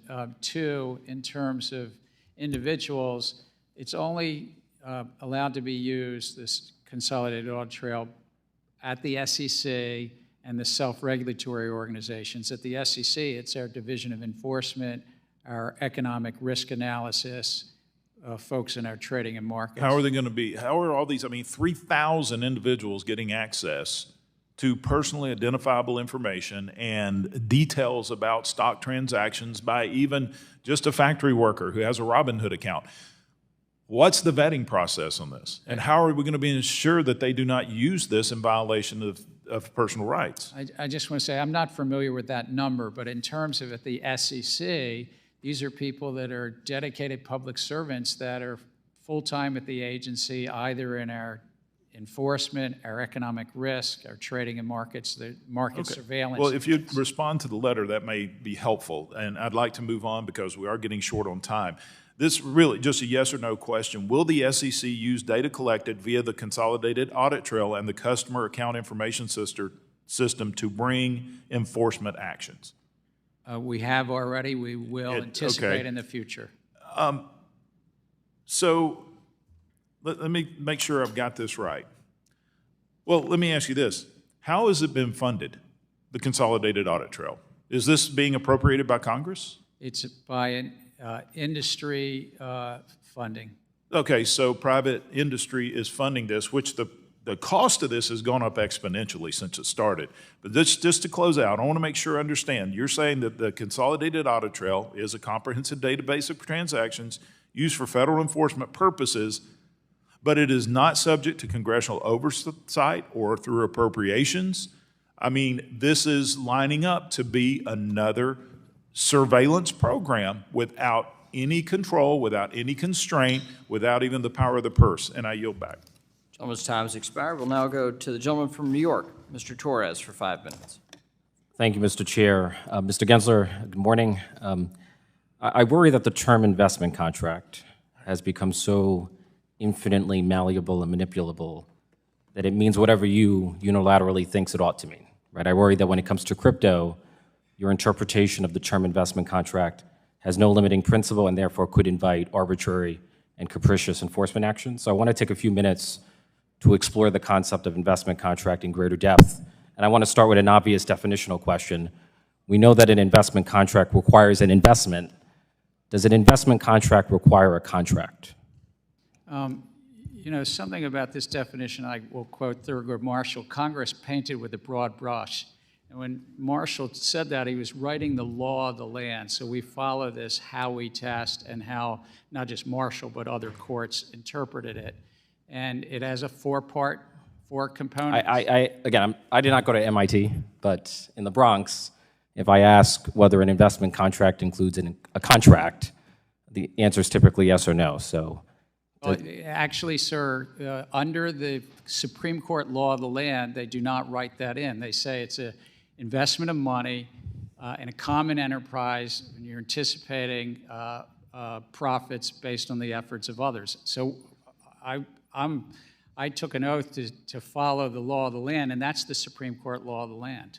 So in Howey, the Supreme Court refers to an investment contract as a contract, scheme, or transaction. That was the terminology that I saw in the case.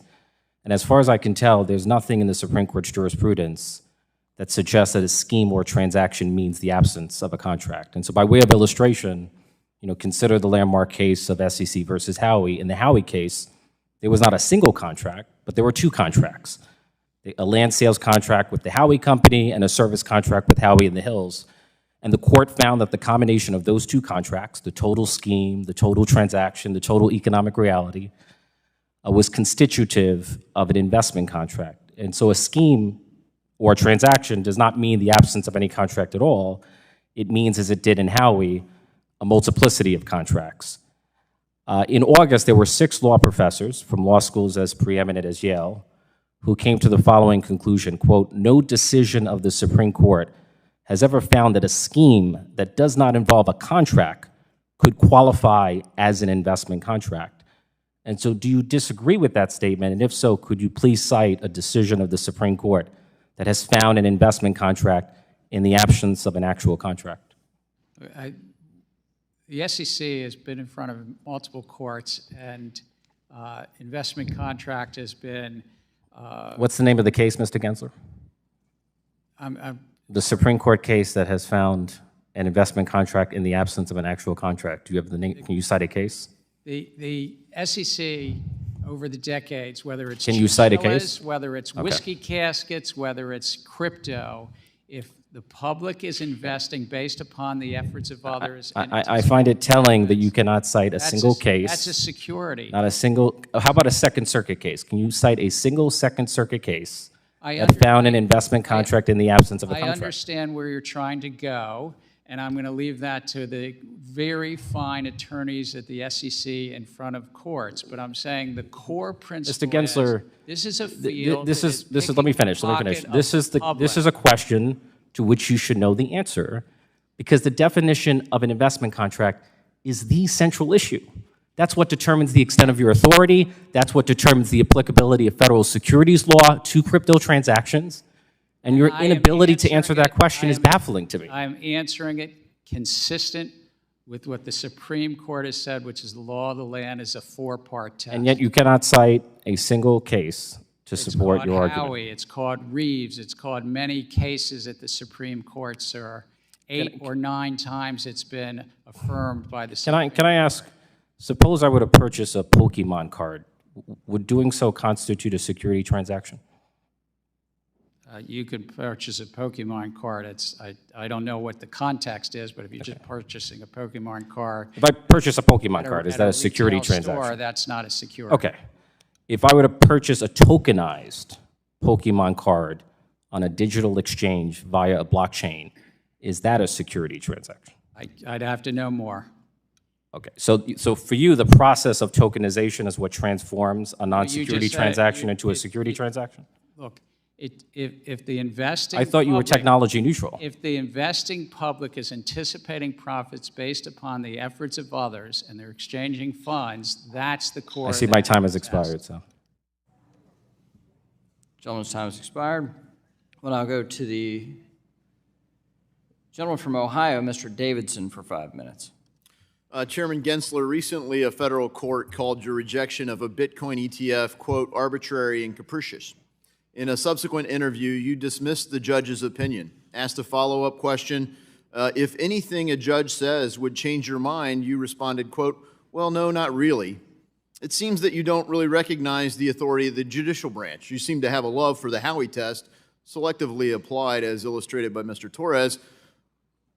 But, you know, in light of those reactions, you know, what should people make about the Bitcoin ETF? How will the SEC revise its approach?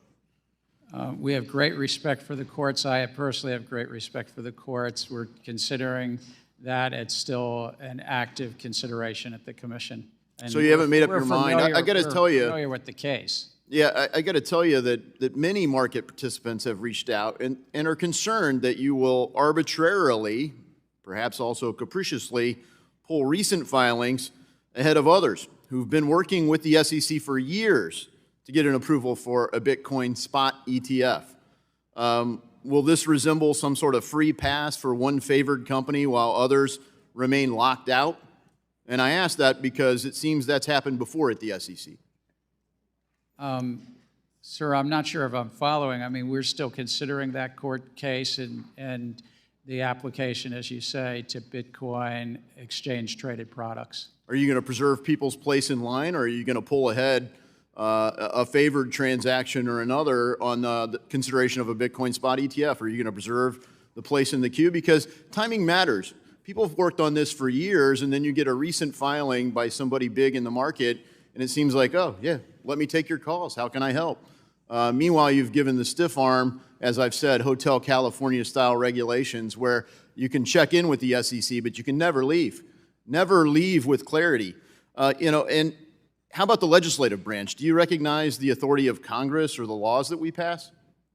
Yes, we comply with the laws that Congress passes every day. Well, I've heard you say that about the courts and now Congress, which is encouraging, but I am inclined to judge your deeds more than your words. And, you know, I'll pick up where one of my colleagues, Mr. Huizinga, left off with the Supreme Court decision in West Virginia versus the EPA. Are you familiar with that case? Yes, sir, I'm familiar. It's an important case. Glad to hear you say that. And it would be binding, correct?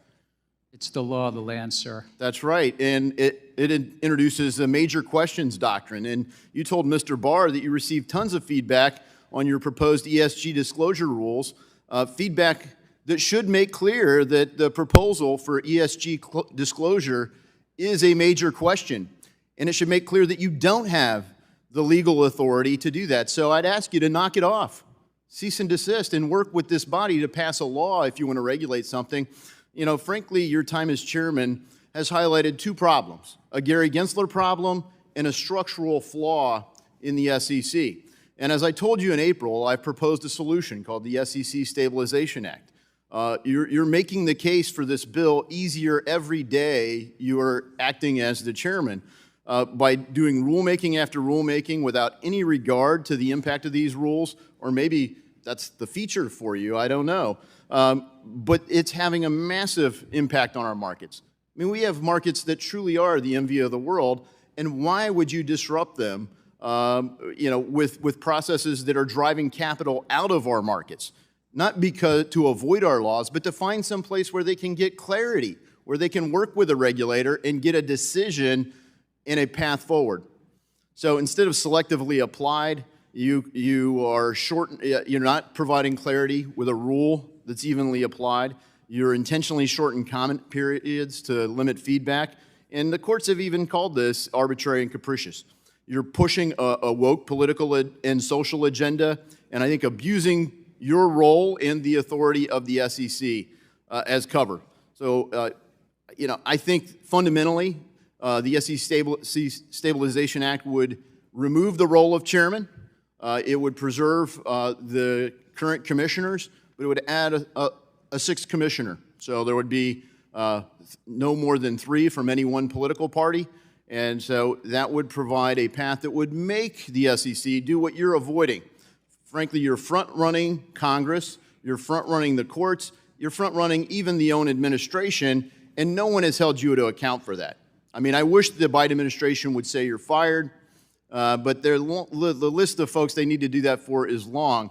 Congress hopefully will with the SEC Stabilization Act. I yield. Gentleman's time's expired. We'll now recognize the gentleman from Nevada, Mr. Horsford, for 5 minutes. Thank you, Chairman, and to the ranking member for the hearing, to Chair Gensler for being here.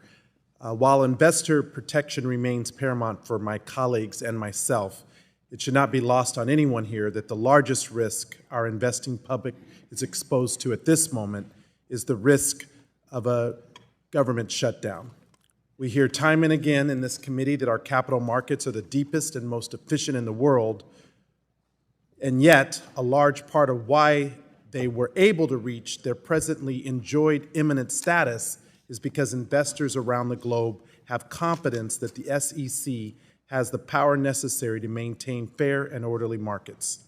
Without proper funding in place, the SEC cannot carry out that critical investor protection mandate, and I fear that as funding disruptions become increasingly more common, we risk losing the world's confidence. And so I'll continue working earnestly with my colleagues to avoid a counterproductive MAGA Republican inflicted government shutdown, but I ask all of my colleagues to consider the far-reaching consequences of this short-sighted path. Mr. Chairman Gensler, when we last spoke, I raised concerns regarding the open-end fund liquidity rule, and I appreciated your willingness to consider that the vast majority of my constituents do the bulk of their investing through their retirement plans. These hardworking Nevadans should not be at risk of losing out on today's price simply because they live on the West Coast. Chairman Gensler, as the SEC continues to evaluate its economic analysis for the open-end fund liquidity proposal, what have you been able to ascertain about the disparate impact for investors based on geographic location? It's been raised by yourself, but it's been raised by members of the public. Have you resolved it in the rule? And I only have 3 minutes. No, I appreciate it. I'm not trying to prejudge where we will end up. The overall rule had 3 key parts. You're focused on one, which is what was called the close or hard close. But there are 2 other really important parts. Liquidity, just what is the liquidity behind So will the geographic location be factored in your final rule, yes or no?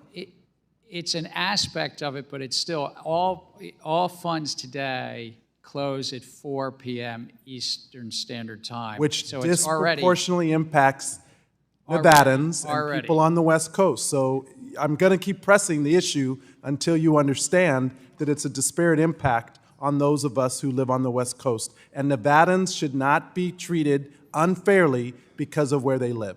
That needs to be factored in the final rule. I agree, Chairman Gensler, as Mr. Meeks pointed out earlier, minority and women-owned firms still tend to be smaller as they work to overcome their traditional underinvestment and lack of working capital. As you heard previously, these smaller, more diverse firms will have more difficulty complying with the new disclosures required and will have less ability to absorb the cost associated with doing so. Earlier, you had begun discussing the expanded analysis the SEC made for the disproportionate impact on diverse and women-owned funds when the Commission considered the private fund advisor rule. Would you be able to expand upon your earlier answer that these funds were included in the analysis of small business and give us any specifics that your team found on the potential impacts on these funds? I'd be happy to have staff follow up with the actual pages and the parts of the economic analysis, but it was considered as part of the effects on small investment advisors, including women and firms of minority-held firms. Well, it is a waning diversity. The issue of waning diversity in our equity markets is of great concern, and we must be careful about adding any additional burdens on these small firms. And I look forward to working with the SEC specifically on this issue. As I said, it's a wider issue, Mr. Chairman, and I worry that at a time when a tax on diversity, equity, and inclusion initiatives, not woke, like my colleague just referred to, when the next time someone uses that word, will you define what you mean by it? Because to me, it means anti-diversity. It means anti-inclusion. And if that's what you stand for, then you don't represent me or my constituents. We are working hard to hold the line. There is nothing in any court decision by the Supreme Court or anywhere else that should quelch private sector's commitment to diversity, equity, and inclusion.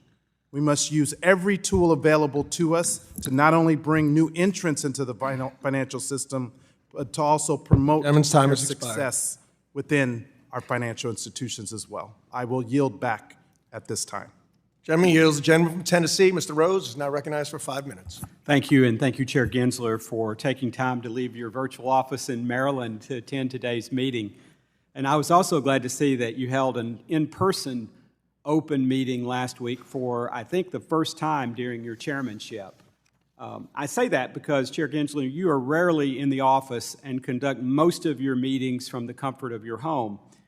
And what I wonder is, how can we be sure of who you are meeting with on a daily basis? If perhaps someone from Better Markets comes over for dinner to discuss Europeanizing our U.S. capital markets, would that be logged and made publicly available on your calendar? I haven't had any of those dinners, but hypothetically, if I had that dinner, it would be logged. I hope so, and I'm glad to hear that.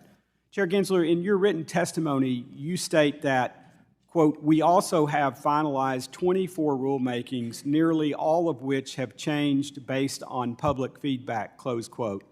Approximately how many hours per week do you personally spend reading public comments submitted to the unprecedented number of proposed rulemakings issued by the SEC? I work a lot of hours during the week. My kids are grown and out of the house. My girlfriend lives in a different city. So I don't know how it breaks out. I usually get summaries of the comments, but then staff gives me individual. If it's a member of Congress, I read all of the members of Congress comments personally. But then I get examples in each of the rulemakings, a handful on each of the issues. Well, I'm glad to hear that as well. Chair Gensler, in May, I co-led a bipartisan letter to you along with my colleague Jennifer Wexton and 22 of our colleagues regarding troubling accusations that the China-backed fast fashion retailer Shein allegedly engages in human rights violations, including utilizing materials that may have been made using Uyghur forced labor. Do you believe that Shein should be required to certify via independent verification that the company does not use Uyghur forced labor as a condition of being registered to issue securities in the United States? If I might step away from one registrant and go a little broader, Congress passed a law, the Uyghur Forced Labor Act, I think was the name, and that's the law of the land. And so if you're a registrant and you're getting supplies from that region of China, whether you're a U.S. company or a China-based company, we put out guidance, the staff put out guidance earlier this year to all public registrants that they have to speak to if they're in compliance with that act of Congress. Again, materiality matters, and we've been very clear with that with individual registrants in their filings, and our Division of Corporation Finance makes that abundantly clear in each of those registrants' discussions. Thank you, Mr. Chairman. I ask unanimous consent to have the text of that letter entered into the record. Without objection. Chair Gensler, regarding cryptocurrencies and shifting gears, I'm interested in why you have pursued a litigation-heavy strategy, despite the fact that neither you nor any of your senior staff are litigators, neither your chief of staff nor your policy director or even your general counsel. Why have you settled on such a litigation-heavy strategy to address the cryptocurrency market? Frankly, it's because the field is so rife with hucksters and fraudsters and non-compliant parties, but we've also done rulemaking, one related to broker-dealers that was completed a number of years ago, and then others related to the definition of exchange and the custody rule that's been discussed a bit here, and even something called best execution. But this is a field where the American public's at risk and being harmed every day on these platforms that are commingling and trading, often trading against their customers. Well, in my view, it seems that these cases are brought with an explicit political agenda, not a substantive legal one. Nothing could be furthest from the truth. There's nothing, the only thing political is protecting the American public, which I think members on both sides of the aisle probably agree. They don't want to see constituents hurt in a place where a lot of crypto projects are not properly disclosing. There's been all too many bankruptcies, and in the bankruptcies, investors are just lining up at the bankruptcy court. Well, thank you. In my opinion, I would like to see you do more from the regulatory and guidance side because this industry is so important and we need to foster it, in my view. Thank you, and I yield back. Gentleman yields back. The gentlewoman from Michigan, Ms. Tlaib, is now recognized for 5 minutes. Thank you. Thank you, Chair Gensler, for being here. I know that you've been pretty public about the fact that, or maybe you made an argument or took a position that it's too costly for firms if the SEC establish a robust climate disclosure rule. Is that correct? There are many comments in our comment file that have raised that, and that's what I'm talking about, because we, under the Administrative Procedure Act, have to take all those comments and do an economic analysis that takes into consideration the cost. So in those comments, I mean, one of the things is suggested, I mean, this is despite, I think, about 1,000 companies have already voluntarily reported emissions from their customers and suppliers. We call it Scope 3 emissions, as you know, where most of the firm's greenhouse emissions can originate. So on top of that, we also are now seeing thousands of additional U.S. companies will soon be required to report Scope 3 emissions to comply with the EU standards. And then California, I think, just passed a bill that would require roughly 5,000 public and private companies to report Scope 3 emissions, correct? Yes, I believe both Europe and if the governor signs the law in California, that will be the case. And it will change the economics because it, in essence, changes the baseline.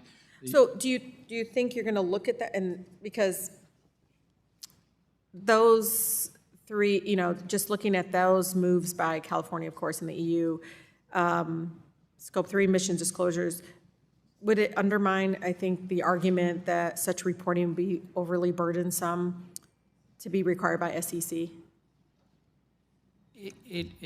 While it may change the economics over the course of the years, California's rule wouldn't be in place till 2027, I believe. It's still, we, the SEC, have to stay within our remit and the laws as Congress has passed, and it's about investor decisions and what they're being disclosed. Sure. So if I may, Chair, I would like to submit for the record a letter signed by 25 of my colleagues, House and Senate, urging you, Chair Gensler, to finalize a robust climate disclosure rule that includes Scope 3 emissions. Without objection. You know, it's pretty simple why we need a robust disclosure rule, Chair. I mean, it's simple maybe for me. I know this is what you do every day, but I think the impact on the ground for my families is pretty clear. I mean, currently U.S. companies can and do obscure their exposure to climate risks, as you probably already know, and threaten the investments that retirees and workers depend on. So for example, like you look at Brookfield Renewable, an affiliate of a giant asset manager, and Brookfield describes itself as, this is quote, one of the world's largest publicly traded pure play renewable power platforms. Sounds like a choice that would avoid climate-related financial risks, right? Wrong. A recent report found that Brookfield Renewable is invested in a fund that holds fossil fuel infrastructure assets, including Alberta oil sands pipelines, which the firm does not disclose in its SEC filings. This is just one example among many, Chair, of financial greenwashing. which regularly involves omission of Scope 3 emissions. So again, I really think such practices jeopardize the hard-earned life savings of many of my residents and workers across our country, retirees that invested paycheck after paycheck, year after year, to secure their financial future. So just please know, and I want to be on record, that I really would urge you to move forward on having a robust disclosure firm. But with that, Mr. Chair, I would like to yield the rest of my time to Member Foster. Thank you. I just have one quick question. I take it that you're familiar with this graphic from Bloomberg that shows you lagging significantly behind your three predecessors in terms of the number of rules you finalized in the first 2 years of your tenure? I did read that in Bloomberg Law 2 weeks ago. Okay. Now, when your Republican predecessor, Harvey Pitt, finalized 34 rules in his first 2 years and 4 months, I guess, was that preceded by the sort of detailed cost benefit of all the possible interplays between all of these rules that our Republican colleagues are asking for? It included cost benefit, but we benefit from... But the interplay between the 34 rules, which now is apparently the bar. Thank you.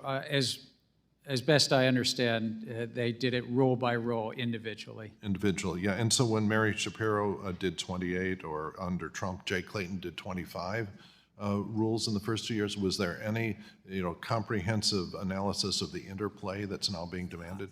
Again, we're following... Gentleman's time has expired. Thank you. Gentleman yields. Gentleman from South Carolina, Mr. Timmons, is now recognized for 5 minutes. Thank you, Mr. Chairman. Chair Gensler, thank you for being here today. It's good to see you again. Yes, sir. The SEC's onslaught of rulemaking, I think, is severely impeding U.S. markets in the name of protecting investors from themselves.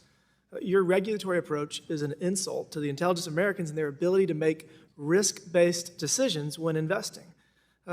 Quite frankly, we've never seen market participation at the levels we see today. The current ecosystem represents a thriving financial sector where people, no matter their income levels, have access to investment opportunities previously unseen in human history. And this is why I struggle to rationalize why the SEC continues down this warpath of rushed and quickly written proposed rules.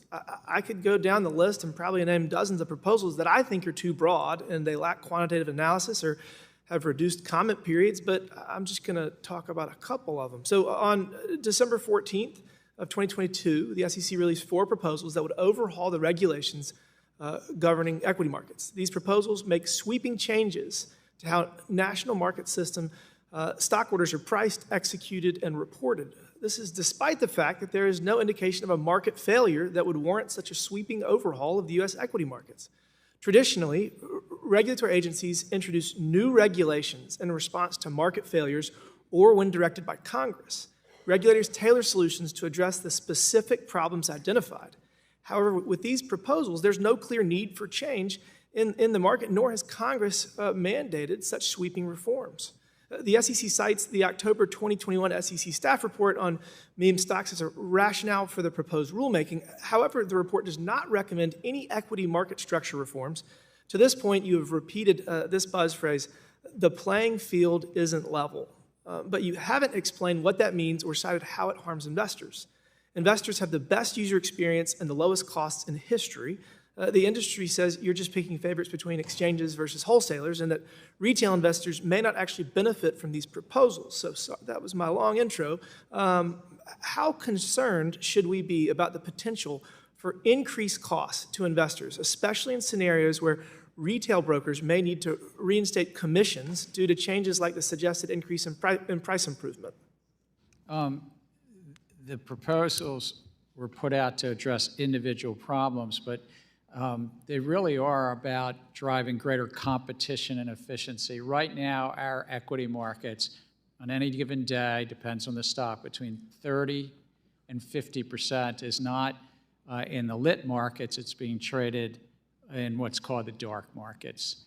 And so we're trying to bring more competition in that. One of the rules actually has a tremendous amount of support in the comment file from many market participants is about lowering the minimum increment.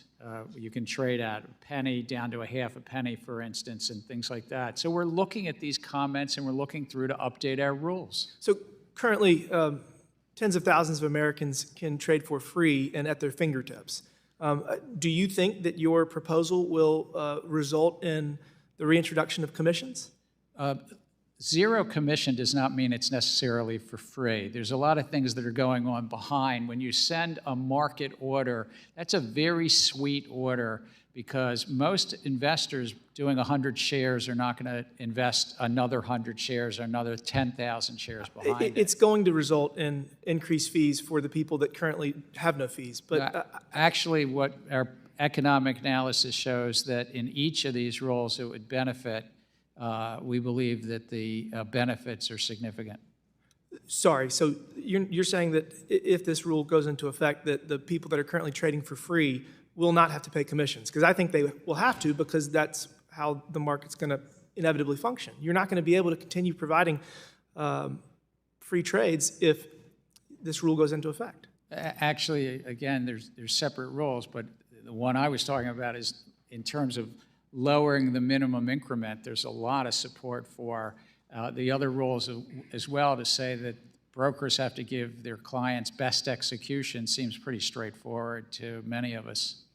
I just think that if we're going to try to provide inclusion and participation in the markets for all Americans, we need to do this with a scalpel and not a sledgehammer, and I think you've been taking a sledgehammer during your time at the SEC. With that, Mr. Chairman, I yield back. Thank you.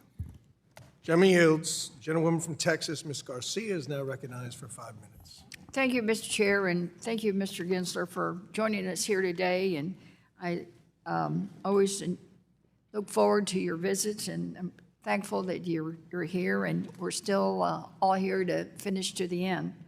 I want to bring back the poster that was referenced by Mr. Foster. This comes from an article written by Bloomberg Law titled "Gensler Lags Predecessors in SEC Rulemaking as ESG Plans Linger." In fact, they say that you have the slowest pace in decades. We see under Bush it was 34, under Obama 28, under Trump 25, but you've only had 22 rules for the same period of time in the first 2 years. So we've had a lot of talk from the other side of the aisle about all these rules that are too many rules, too quickly, you're not listening, you're not doing enough investigations. But Bloomberg seems to think you're a slacker. Are you a slacker, Mr. Gensler? I don't know. I leave that to others to comment on, but we do things thoughtfully. We do it by the book. We take the economic advice that we get, and Bloomberg Law has these numbers, so they speak for themselves. I think Chair Clayton, under President Trump, did 64 final rules by the time he finished his 4 years. So our rule agenda is... So you're not even at half of what the Trump administration did.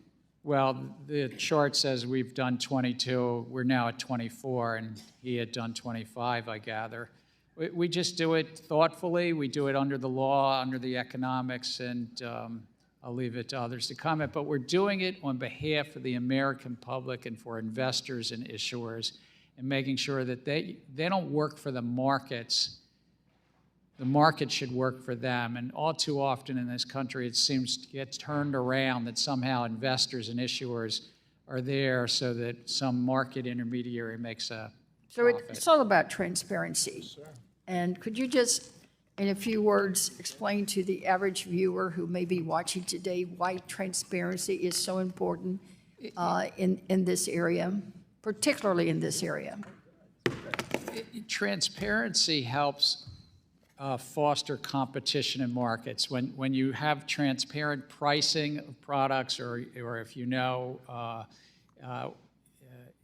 that a performance of an investment advisor is more transparent, it tends to lower the cost in the middle, and that again helps you, average working or retired American, to invest, but it also helps the people with good ideas. If you lower the cost in the middle, and that tends to come from transparency, just as like when you're buying an automobile, it's good to know the transparency of what a few different auto dealers are charging for that same automobile.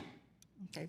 Well, the other issue that you and I have discussed many times is how important financial literacy and education is in this sector. And the last time you were here, I told you of my concern about financial literacy, not only in my district and in Texas. The Federal Reserve Bank of Dallas reports that 8% of Texans do not have a bank account and 37% of Texans have not planned for retirement. Financial literacy, of course, is key. Chair Gensler, could you provide an update on the SEC's educational efforts to improve financial literacy, not only in Texas but across the nation, to improve people's understanding of the work that your agency does? We have an Office of Investor Education. It's a very important office. We also put out investor alerts often on our website, and we try to engage with the public, the broad investing public, to help them understand the markets, but also to protect themselves against wrongdoers in the markets. And if you have something to tell us, to also tell us through the tips, complaints, and referral. Right. I also have a follow-up question on the financial inclusion regarding not literacy, but language barriers. What are we doing to address any language barriers in behalf of members of our communities and our constituents in terms of investors? A very important issue. We've certainly done some things recently with regard to shareholder reports, but I think I'd want to come back to you because it's an important issue about language. Well, thank you. And Mr. Chairman, I also would like to offer for the record the article that I referenced earlier. That's available to members under general leave and without objection, so ordered. We'll now recognize the gentleman from Pennsylvania, Mr. Muser, for 5 minutes. Thank you, Mr. Chairman. Chairman Gensler, good to see you. Good to see you, Mr. Muser. Thank you. So the SEC's climate rules, Scope 3, provision mandates reporting on emissions from activities not directly controlled by a company up and down its supply chain, as you well know. So supply chains, let's say from China or some other offshore source, for example, which are perhaps less scrutinized and submit data which could be suspect, as opposed to from a U.S. Resource, is an example of how Scope 3 data could be flawed and the system as a whole. So what are your thoughts on that? And is this, is this somewhat of a push towards capital towards certain industries as opposed to something else? I mean, what's the intent? And the other thing I'd like to ask you is, are you fully aware of how it's rattling many companies, right? I mean, this rule won't go into effect perhaps until next year, but companies are preparing for it, and as are private companies. Private companies are preparing for it, and so there's a lot of additional compliance that goes along with it. So maybe you could comment on that? Two very good questions. First, on many investors are looking at what is the risk of companies with potential climate change. And one of the measures of that risk is the greenhouse gas emissions of the company and possibly their supply chain or so-called value chain. Though many companies know their own greenhouse gas emissions, they don't necessarily know, as you rightly pointed out, their entire supply chain. And fewer public companies are currently publishing that. We put out a proposal to bring consistency to the disclosure, but we heard a lot of comments coming in to say Scope 3 disclosure is not as well developed, it's not as many companies putting out, it's frankly not yet as reliable, and so we're taking that into consideration. And I'd say another thing is, some people have raised from the Farm Belt, for instance, agricultural interest, we don't want to have to do this. We're small family farmers. We don't need to do this. And we, the SEC, don't regulate those private companies, those non-public companies. Mm-hmm. And so staff is looking very closely to ensure that we stay within our authorities, and it's about the public companies. On your second question about cost, we take that very thoughtfully into consideration, and we got a lot of comments. I know I was chatting with the member across the aisle about this, and Can you give us the we need to take analysis that on some into of those consideration. costs? That was a follow-up question. Can you give us the analysis on the costs that you're taking into consideration? Have you run the numbers and We're in essence adjusting our economic analysis because we got so much feedback from the public on that. Particularly important point. on the safeguarding rule as well? Are you mentioned you were on and off. Director Bertzissel mentioned that he talks extensively with banking regulators. There are many regulators, however, that feel, and this is regarding the safeguarding rule, that if you talked more often with them, this rule would be written differently. What's your reaction to that? Well, we have good ongoing discussions with our colleagues at the bank regulators. We continue to engage on this role and on other roles, and of course on market oversight.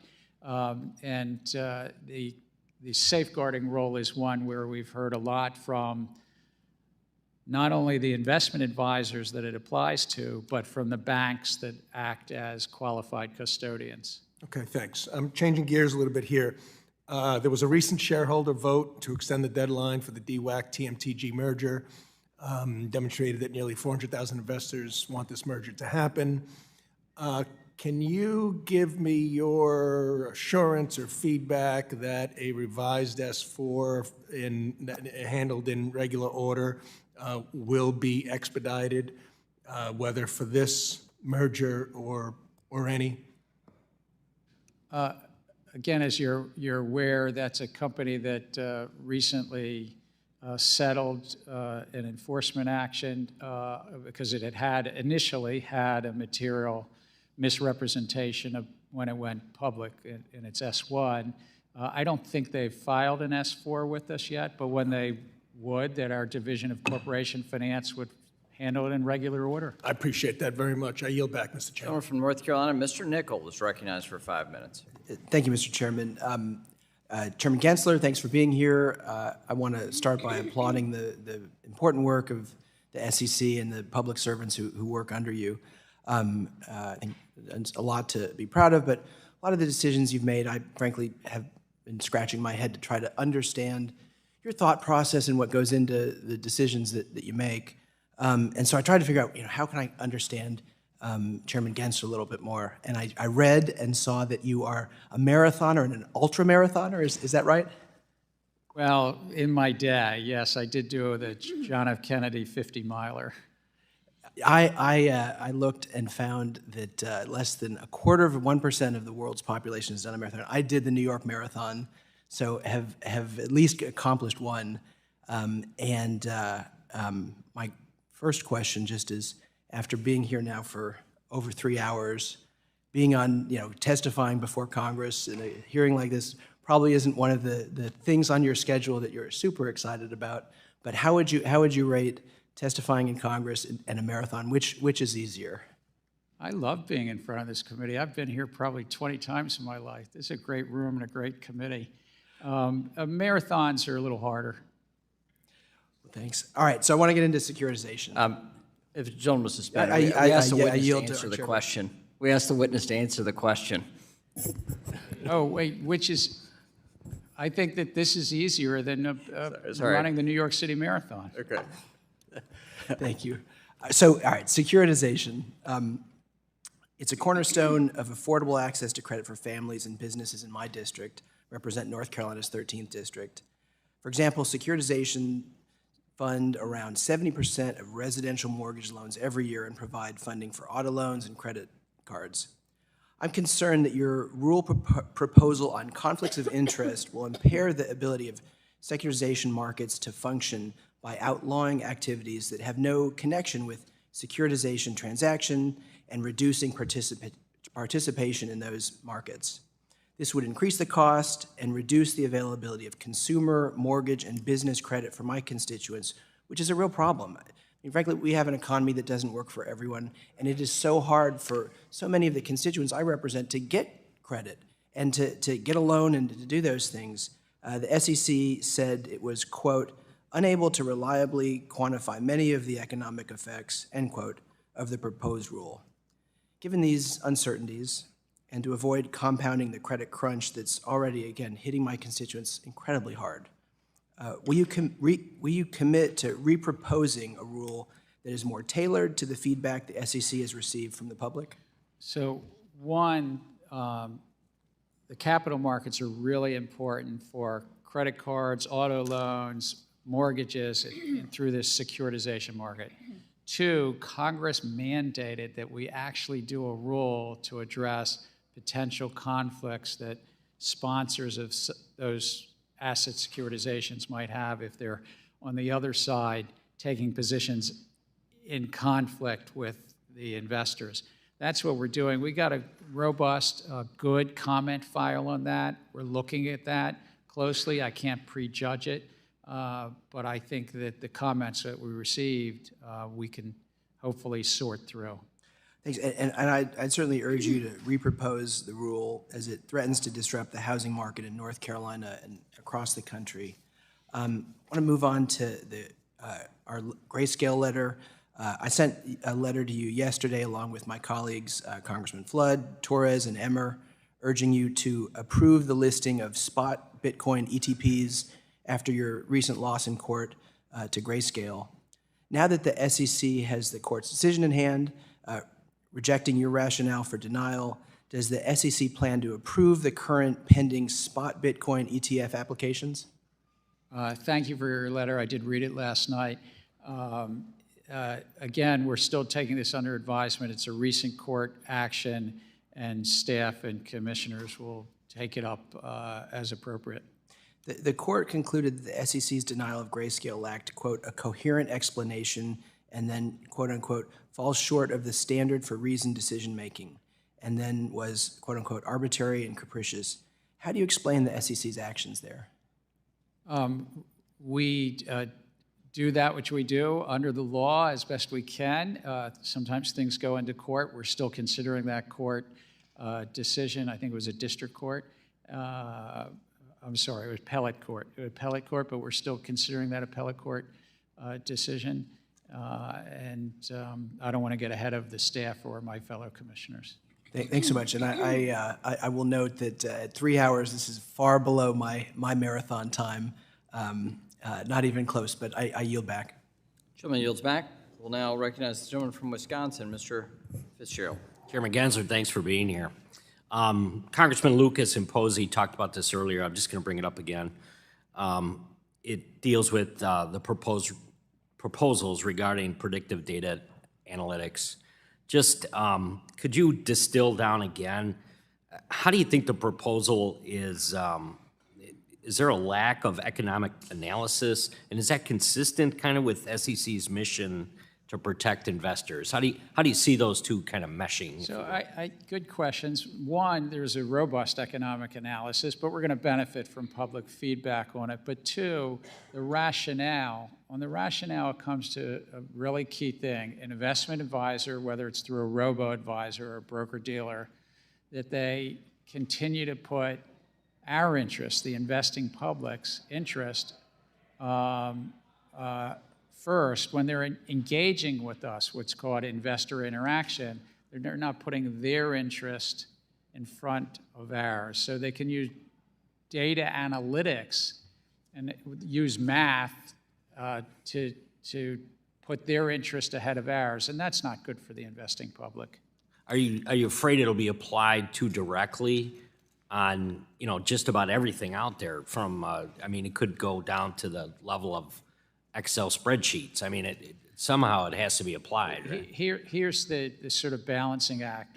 We're technology neutral. So whether you use, as you say, an Excel spreadsheet or you use machine learning, the core question is, are you engaging with the investors and pushing them for your profits, not your personal profits, but the investment advisor's profits, right, or the investors? But we've got a lot of comments. The comment file is open until, I think, October 10th, so we're still hearing from the public, and this hearing today is a very important part of that. A couple times you've said the SEC's rulemaking, you're just kind of simply doing what Congress has asked for. Do you think that's consistent? I mean, there's 40-some rule proposals. And I don't know that Congress had asked for all of those. So how are you measuring that right now? No, you raise a good point. It's not that you asked for it last week or last month, but our laws embodied by Congress are on the books, and we need, I think, really to say competitive in the world, to update our rule books to make sure that the markets, the Wall Street broker-dealers, the exchanges, the investment advisors, that they're working on behalf of your constituents, the investors, and the people with good ideas who want to raise money. And it's trying to drive greater efficiency in the middle of that market. And sometimes the middle of the market doesn't love that, because greater efficiency might mean a little less economic rents, a little less profits in the middle. Let me switch gears again. I think we're concerned about FSOC's recent proposal regarding the designation of the non-bank financial institutions as systematically important, particularly the elimination of a cost-benefit analysis requirement. Given your kind of the position as FSOC member, why would the FSOC eliminate the requirement to do a cost-benefit analysis when determining whether or not a non-bank financial institution should be designated as systematically important? I thank you. I am a member of the Financial Stability Oversight Council, and what we put out to public comment, so I'm only one voting member, but what we put out to public comment was really just to ensure that we get back to the guidance that was out there in 2012. I was a proud member back then of that committee too, that council then. And so we've really gotten public feedback on whether to, in essence, could there be financial institutions that were so important to the system, systemically relevant, that they be designated so and then come under the Federal Reserve for oversight? Very good. I'm going to squeeze in one more here. I'd like to reiterate, Congressman Lukenmeyer talked about it earlier, about the proposed securitization conflicts rule. When you were here, I think it was in April, you mentioned that the proposed rule was new and you hadn't looked at the comment file. At home, Wisconsinites rely on private mortgage insurance for access to affordability and sustainable homeownership. How can you differentiate between managing risk and betting on both sides of the transaction without capturing necessary business activity like this, I guess? Yeah, how's that going to work? Congress gave us the challenge to do that, and that's why we put it out to public comment. But you're allowed to hedge, you're allowed to do other transactions, but not bet against the investors. And that's, we're still working through the comments to try to finalize. It's a mandate from Congress. Gentleman's time has expired. Yield back. Now I'll go to the gentlewoman from Colorado, Ms. Pedersen, for 5 minutes. Thank you, Mr. Chairman, and welcome back, Chairman Gensler. I can't believe it's already been 6 months. Time flies when you're having fun. Doesn't feel very fun this week, though. I just want to thank you for your time today and expertise. I know you've discussed this at length today, and it's been a big focus in all of the areas of the key functions that our agencies play in helping support and advocate for our constituents. And, Ranking Member Waters touched on the real harm that a government shutdown would do specifically to your agency. And should there be a government shutdown, only around 400 employees will be retained to maintain minimal functions, with nearly 4,200 employees being furloughed. The bare-bones staff that will remain working during a shutdown cannot perform all the responsibilities adequately. And you've spent time discussing a number of the functions that the SEC will not be able to manage, like protecting Americans from fraud, allowing investors to access our capital markets, and conducting investor outreach and education, among other important roles of your agency.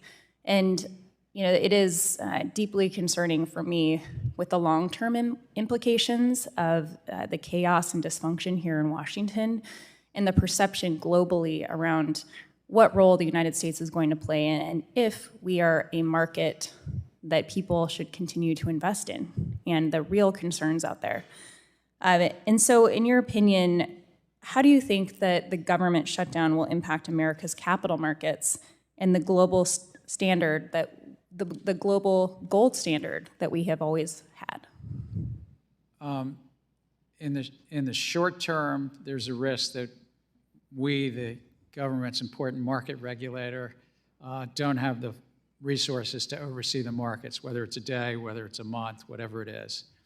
In the longer term, it's just the confidence in our capital markets and our confidence in our system of fiscal, deciding the fiscal choices that Congress and the administration does.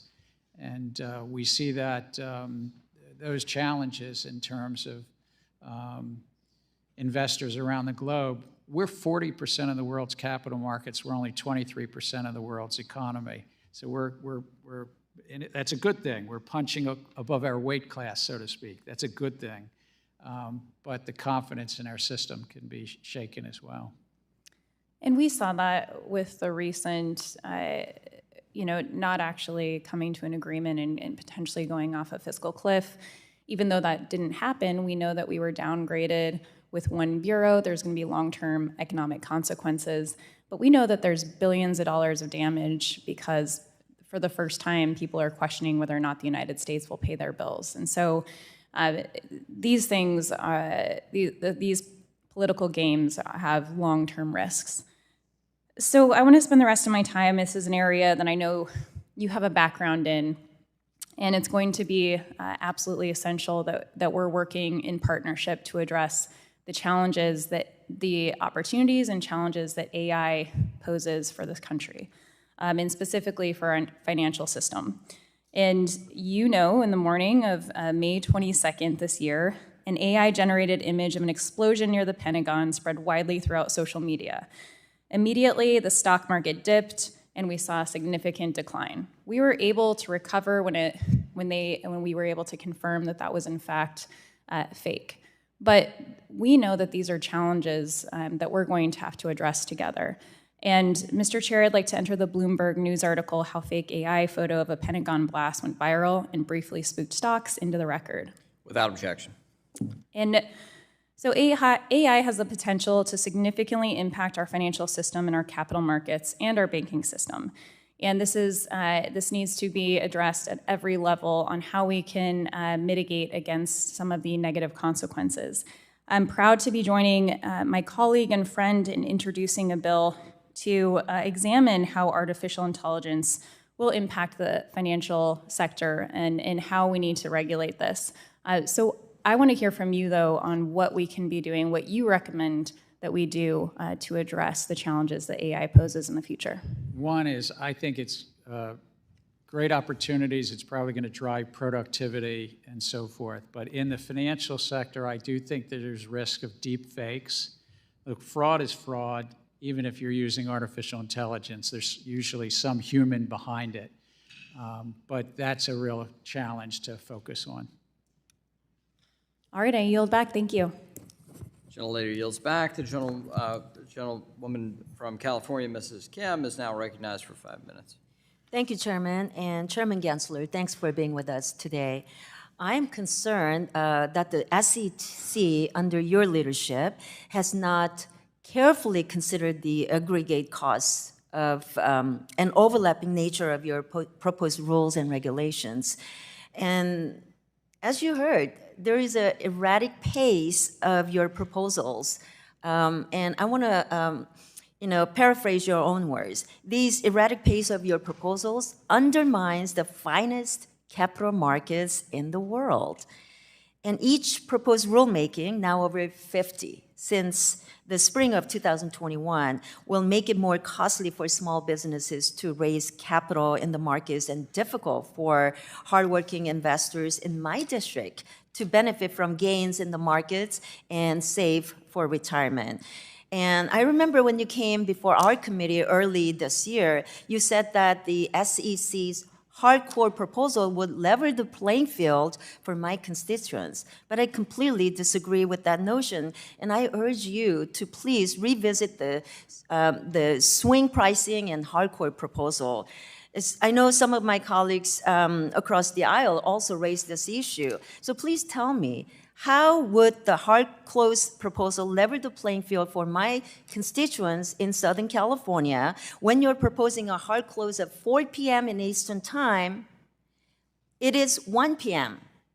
Pacific time. So could you answer that?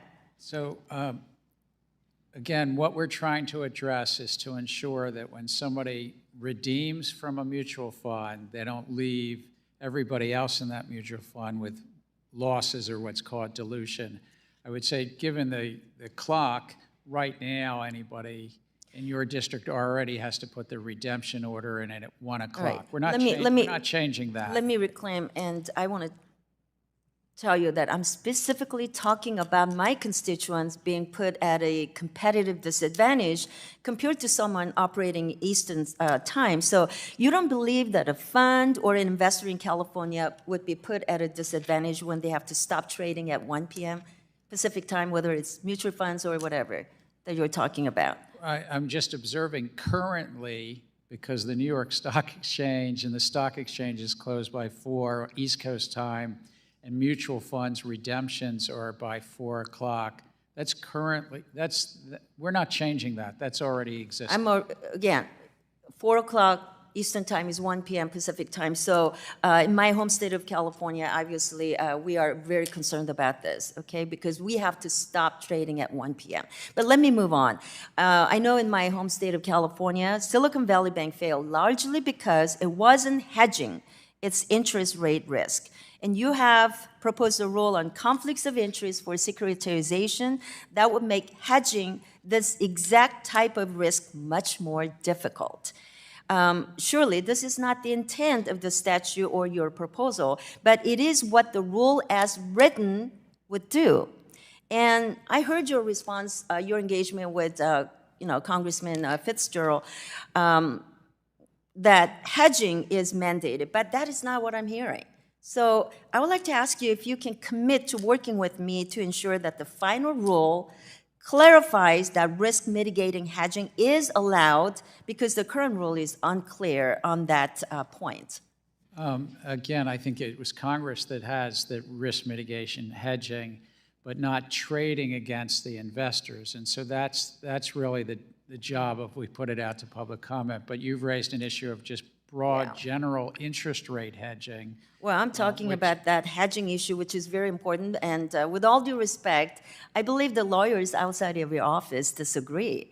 And I think the last thing we want is a chilling effect on hedging. And let me remind you, SVB is a glaring example of how to get things wrong. And I hope we can work together to ensure that the final rule leaves the important risk mitigation tools intact. I just want to talk about the 34 items on your proposed rules list for 2022. This is triple of that previous year. And in fact, over the past 2 decades, 2021 was the only time the Commission proposed on more rules, so which obviously was mandated by Dodd-Frank Act. The October Inspector General report said that the staff believe that your more aggressive agenda potentially limits the time available for staff resources and analysis and increases the litigation risk. So can I just throw in the question, what sort of things increase litigation risk? Would you be able to respond to that? Gentleman can answer for the record. Gentleman can answer in written form for the record. Okay, thank you. Ms. Presley of Massachusetts is recognized for 5 minutes. Thank you, Chair Gensler, for joining us today. There are unrelenting people, institutions, forces at work that seek to dismantle gains that have been made in diversity and equity and inclusion, from corner offices, state legislatures, the Supreme Court, and my colleagues across the aisle. In fact, when they got the gavel, the very first thing that they did, one of their very first actions, was to dissolve the DEI committee under FSC that was stood up by Ranking Member Waters, chair at the time, and that committee was headed by Joyce Beatty. So the other side isn't taking any days off, so I'm not taking any days off either. And that's why I want to talk to you about diversity on corporate boards and understanding the importance of disclosure and transparency when it comes to gender, racial diversity, and other data, along with the ways in which that can impact financial performance. We all know that corporate boards are powerful. They play a critical role in determining the mission of a company, its values, its vision, its strategy, everything from who the company will hire to which stakeholders it listens to. Now, for decades, white men have made up the majority of corporate board members, and they still do. Across S&P 500 companies, nearly a third of board directors are women, despite women making up 50% of the country. Only 22% are people of color, despite people of color making up 41% of the country. These gender and racial disparities should not be ignored. The Securities and Exchange Commission plays a critical role in overseeing corporate governance, and that includes work related to diversity and transparency. Chair Gensler, research shows that diverse boards better reflect our country, and I want to underscore this, lead to improved financial results for companies. I could sit here and debate fairness and morality and right side of history all day, but as my good friends at Black Women on Boards so often say, this is not a matter of black or white. It is a matter of green. So this is about improved outcomes. So what is the SEC doing to increase disclosures on corporate board diversity and inclusion? Early in my time at the SEC, we had in front of us a filing from the stock exchange called NASDAQ. It's a self-regulatory organization that actually has a listing requirement of NASDAQ address these issues. Under the Exchange Act, under the laws, we approved that. That's still a matter of court challenge in the Fifth Circuit, if I recall. And I know that that's out there, but I think that Let me reclaim my time because I'm running out of it here. That's right. The NASDAQ proposal was approved by SEIC, calls for 2 diverse board members based on gender, race, and LGBTQ status. So this information is important. You agree, yes or no? Well, we approved it under the Exchange Act, under the guidance there. I have to be very careful about. Okay, well, at the end of the day, the disclosure of this data is necessary because, as we know, that which gets measured gets done. So we need that transparency. And I also think that the SEC needs to go much further and require greater disclosure of diversity, such as disability status, and greater disclosure of the company, including senior management and the workforce. So will the SEC commit to looking into expanding diversity and inclusion disclosures? Staff has continued to work not only on this, but more broadly also on human capital Yes or no, disclosures. Chairman Gensler, my time is running out. Can you make that commitment? This shouldn't be a hard commitment. Can you make that commitment to looking to expanding diversity and inclusion disclosures beyond just the NASDAQ proposal? The staff of Corporation Finance continues to review alternatives there. Okay, all right. Thank you. Just a quick history lesson. The first Black woman on a corporate board was Patricia Robert Harris, and she was only appointed in 1971, roughly 50 years ago. The year is 2023, and it's well past time that we have corporate boards that reflect the true diversity of our country, not only from a place of justice and fairness, but for improved outcomes, improved financial outcomes. My colleagues across the aisle have already made it clear they don't care about diversity. Their first action when they took back the gavel of this committee was to scrap the Diversity and Inclusion Subcommittee established by Ranking Members Waters. They are on the wrong side of history when it comes to this issue and so many others. Chairman Gensler, it's important that the SEC be on the right side of history and press forward with corporate board diversity. Gentleman from Nebraska, Mr. Flood, is recognized for 5 minutes. Thank you, Mr. Chairman.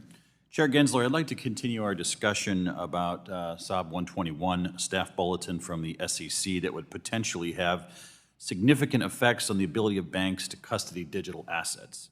Let's briefly begin by following up on something that was raised the last time you were in front of this committee. You previously said that prior to the issuance of SOB 121, your staff did not confer with any of the prudential regulators. Is that correct? You'd have the transcript, but I think that our staffs do talk to the prudential Prior to regulators. the issuance of SOB 121, did your staff confer with any of the prudential regulators? With regard to that particular Correct. staff bulletin, I don't recall that they did. I know that they have So let's let the record reflect that the SEC staff did not think to confer with prudential regulators before issuing the staff accounting bulletin. In response to my question, for the record, from April on this topic, you stated, quote, SOB 121 provides non-binding staff guidance on the application of existing accounting and disclosure requirements under U.S. GAAP. Prior to the issuance of SOB 121, Mr. Chair, did FOSB issue anything related to the custody of digital assets, and if so, what was issued? I'd have to get back to you, but if you're asking about the Financial Accounting Standards Board, I don't know that they had done something on custody, but we could get back to you. Since you cited the generally accepted accounting principles in your response, I decided I'd take a look at this myself. Prior to SOB 121's issuance, FOSB had not published anything related to the custody of digital assets. In fact, the board added accounting standards for digital assets to its agenda in May of 2022, 2 months after the issuance of SOB 121.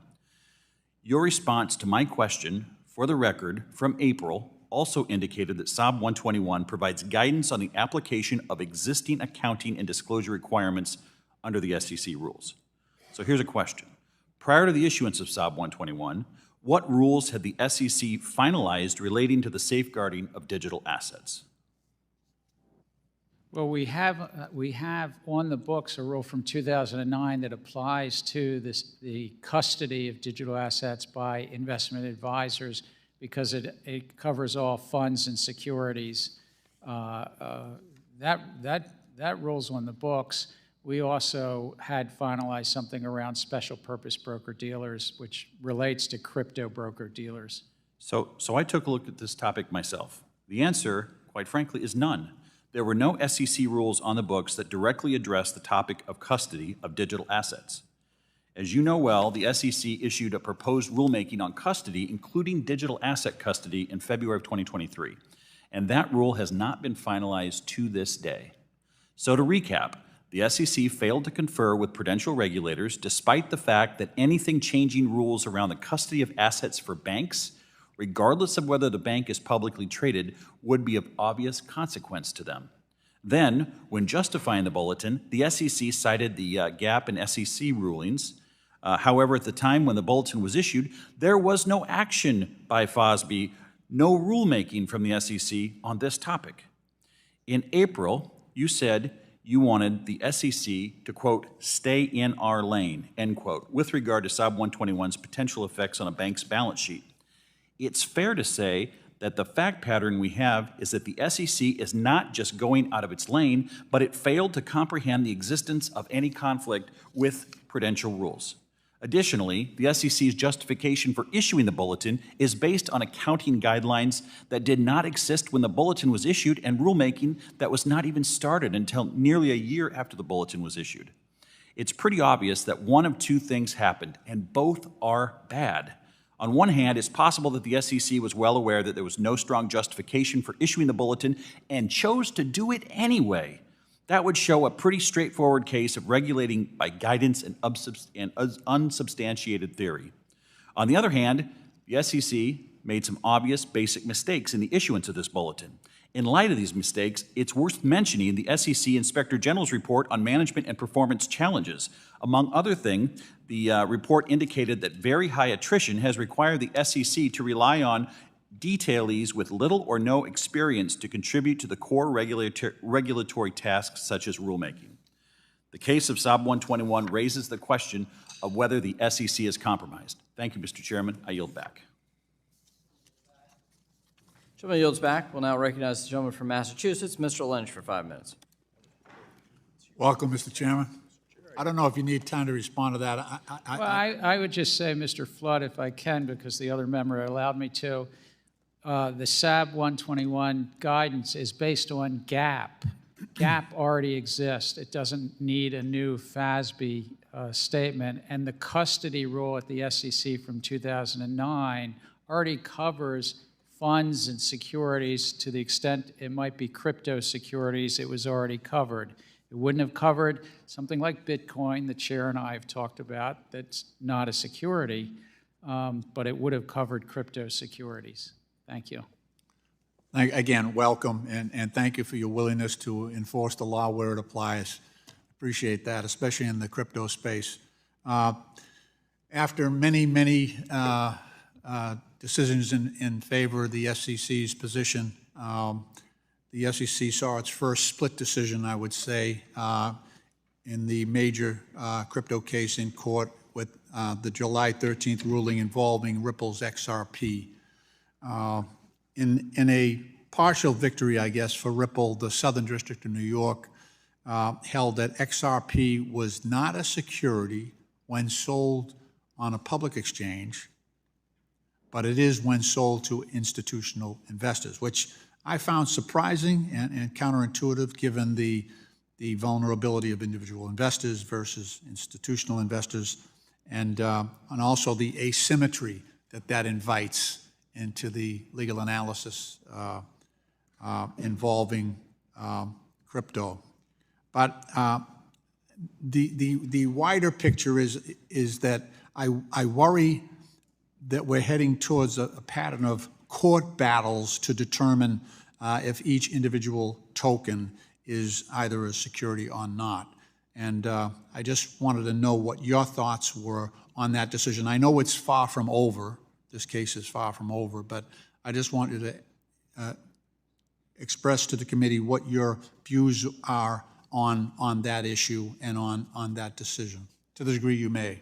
I appreciate the opportunity, Congressman, but as we, as a commission, actually have filings in front of that court on this matter right now, I think those filings speak for themselves, and I just don't want to in any way speak to something and say, even choosing a word differently than the commission voted to make filings in that following. Okay. In essence, we filed what's called potentially do an interlocutory appeal. Okay, fair enough. I suspected as much. One of the major proposals in the recent digital assets market structure legislation involves allowing a crypto firm to provisionally register and to be held harmless for a post-registration period. By now, we're all well aware of the damage caused by FTX when its CEO, Sam Bankman-Fried, defrauded millions of customers. More recently, the SEC took action against Binance for potentially, I think, similar behavior from the looks of things. The Binance complaint contains damaging allegations, including operating an unregistered securities exchange, broker, and clearing agency. Further, Mr. Zhao of Binance's operation, control of customer assets, permitted them to commingle, again, just like FTX, customer assets and divert customer assets as they pleased. There are some concerns about this bill that we did, the digital asset market structure bill, that it opens up a vulnerability for consumers to be harmed. And I was wondering if you had a view on that, and is there any concern that we should have with the way the bill is currently structured? So if I can speak about the field itself rather than speaking about the bill, but it's a common practice in the crypto field right now to commingle that which we don't allow commingled elsewhere.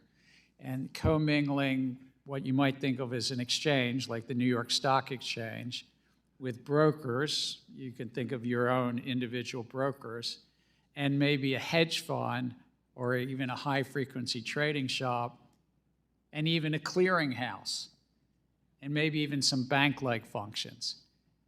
And it's a recipe that has not led to good results in the crypto field and a lot of investors being harmed. So if Congress did anything, it would be separating out those conflicts. Thank you. Time's expired. My time has expired. I yield back, From Mr. South Chairman. Carolina is recognized for Mr. Norman is recognized for 5 minutes. Thank you, Mr. Chairman. Mr. Gensler, are you aware of Prometheum? I'm sorry, I didn't hear. Are you aware of Prometheum company? Oh, a company. I have heard of that company. Yes, sir. Well, they testified before us back on June 13th, the CEO and founder of Prometheum testified before us and he assured us that only 20% of the company is owned by China. Does that concern you at all? And I assume you know they're a broker-dealer, special purpose broker-dealer for digital asset securities. Any registrant in our markets has to comply with our laws, and whether they're partially owned or wholly owned by China. But I'm saying in your position, does that concern you? 20% owned by China, and the information that could be easily transferred to China, which is an enemy of this country? Oh, sorry. What's really important, regardless of whether it's China or any other country, that our capital markets, it's a privilege to be in our capital markets, and that those companies comply with our laws, whether it's the company you mentioned or any other company controlled or partially owned by Chinese entities. May comply with the laws, but still the threat is there that information is being shared on investors. We sent a letter to you back September 25th, Senator Tuberville and I. You know how long it took us to get this reply? I'm sorry, September 25th, yesterday? No, I'm sorry. Of 23, yes. Yesterday, yes, that's right. We did it, sent it 10 weeks earlier. It took 10 weeks, is my point, to get this back. And what we ask you to do is look into that, into the China connection, which is a serious concern, should be of yours and your role. Basically, and I'm not going to read it, this is just a non-response.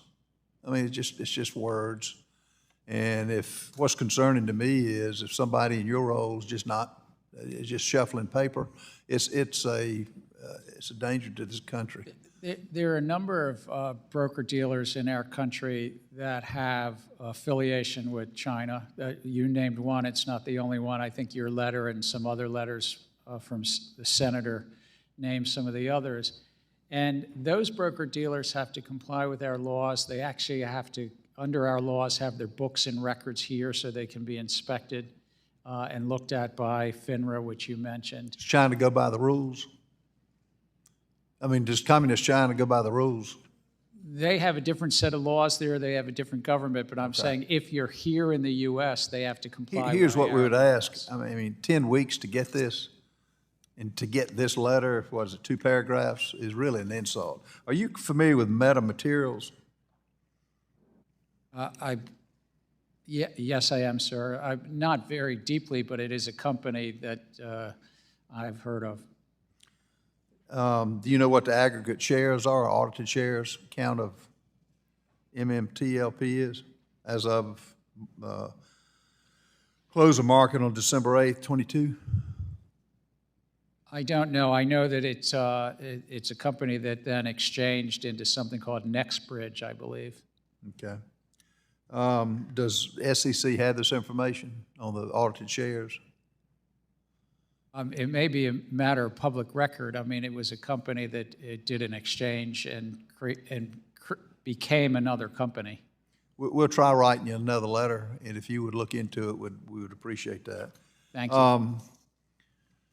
You know, as has been said earlier, the arbitrary rulemaking that is occurring under your rule on theoretical assumptions is really getting our constituents that are involved in the financial markets very upset. And considering you're going way past the boundaries that need to be going. And I think you've made SEC a crusader of rulemaking by enforcement rather than modernizing the regulatory guidance. This isn't something new that you've heard.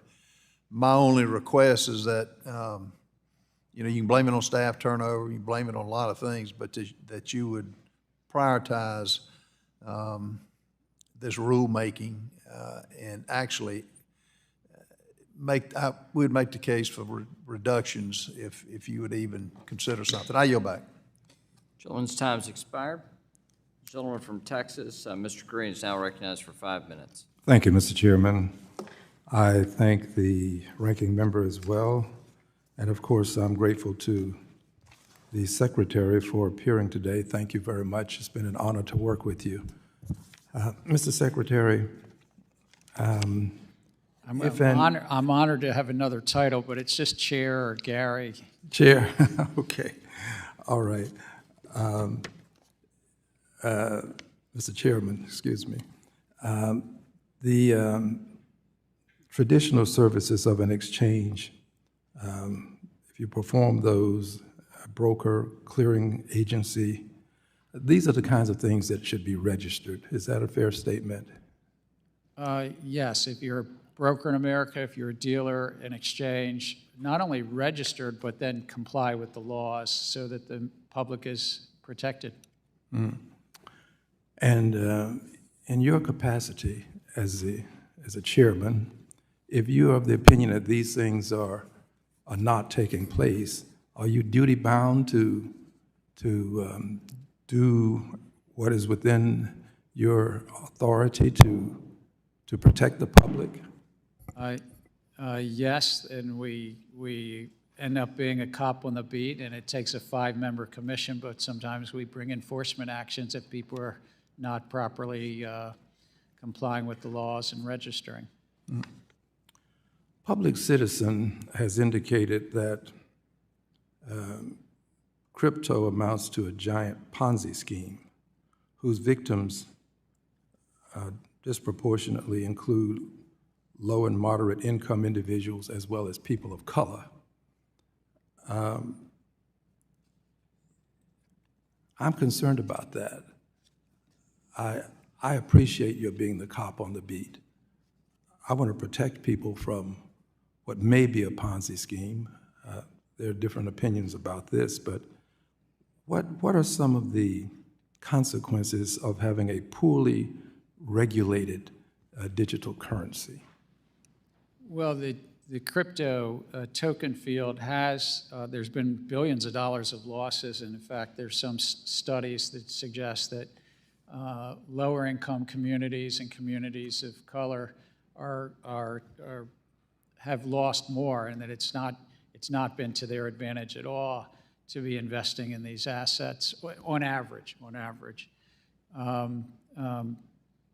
Really, it's a matter of the American public can decide what investment risks they want to take, but they should have the full and truthful disclosure about those investments if they're under the securities laws, and then the trading platforms themselves should comply with the laws and not be entering into a bunch of conflicted services where they sometimes are trading against their customers on those exchanges. Mm-hmm. Do you consider the dollar, the American dollar, an effective, efficient digital currency? Well, the American dollar, which is the leading currency around the globe, most of it is digital. I mean, we buy a cup of coffee at Starbucks, or we get paid, or we pay our rent digitally. Occasionally, we still use paper or cash. And do you believe that properly regulated, we can have digital currencies that won't amount to a Ponzi scheme? Well, I think the U.S. dollar is quite strong, and I think the U.S. dollar, because we use it digitally already, is a form of a digital dollar.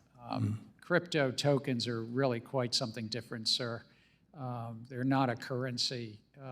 They don't, I mean, this is going back into economic history, but they don't fulfill the 3 functions of a currency, of a store of value, a unit of account, a medium of exchange. They might, maybe in another day, but not in 2023, frankly. And our failure to act, or your failure, because you're really the person who's in the hot seat, as it were, our failure to act can cause a lot of harm to a lot of people, as we have seen with one circumstance. And I thank you for what you're doing to prevent that harm. I really do. Thank you. Thank you. Gentleman from Wisconsin, Mr. Stiles, recognized for 5 minutes. Thank you very much, Mr. Chairman. Thank you, Chairman Gensler, for being here with us today. This summer, I asked Director Girding about the SEC staff, about whether or not the SEC staff conducted legal analysis of shareholder proposals. And Director Girding seemed to have a tough time answering the question, and I walked away understanding that the SEC does not conduct much, if any, legal analysis of a shareholder proposal. That's troubling to me, because I think that would be one of the roles of the SEC, in particular, following the SEC's review of the particular Traveler shareholder proposal, the racial equity audit, that I think could have driven that company to be forced to engage in illegal behavior. And so asking you if you could give me a clear answer, does the SEC conduct legal analysis of shareholder proposals? You know, in preparation for the hearing, I watched your testimony between Director Girding and you. I think it is part, and I don't do this on a day-to-day basis, but I think when staff looks at, sometimes companies come in and ask the staff's opinion on things, staff does look at, one of the components they look at is the legal. So not every time. So when you say sometime, I think it's just important for us to understand whether or not we should make that explicit. I think it should be explicit. So sometimes the SEC looks at whether or not a shareholder proposal is legal, and sometimes they do not review whether or not a shareholder proposal is legal.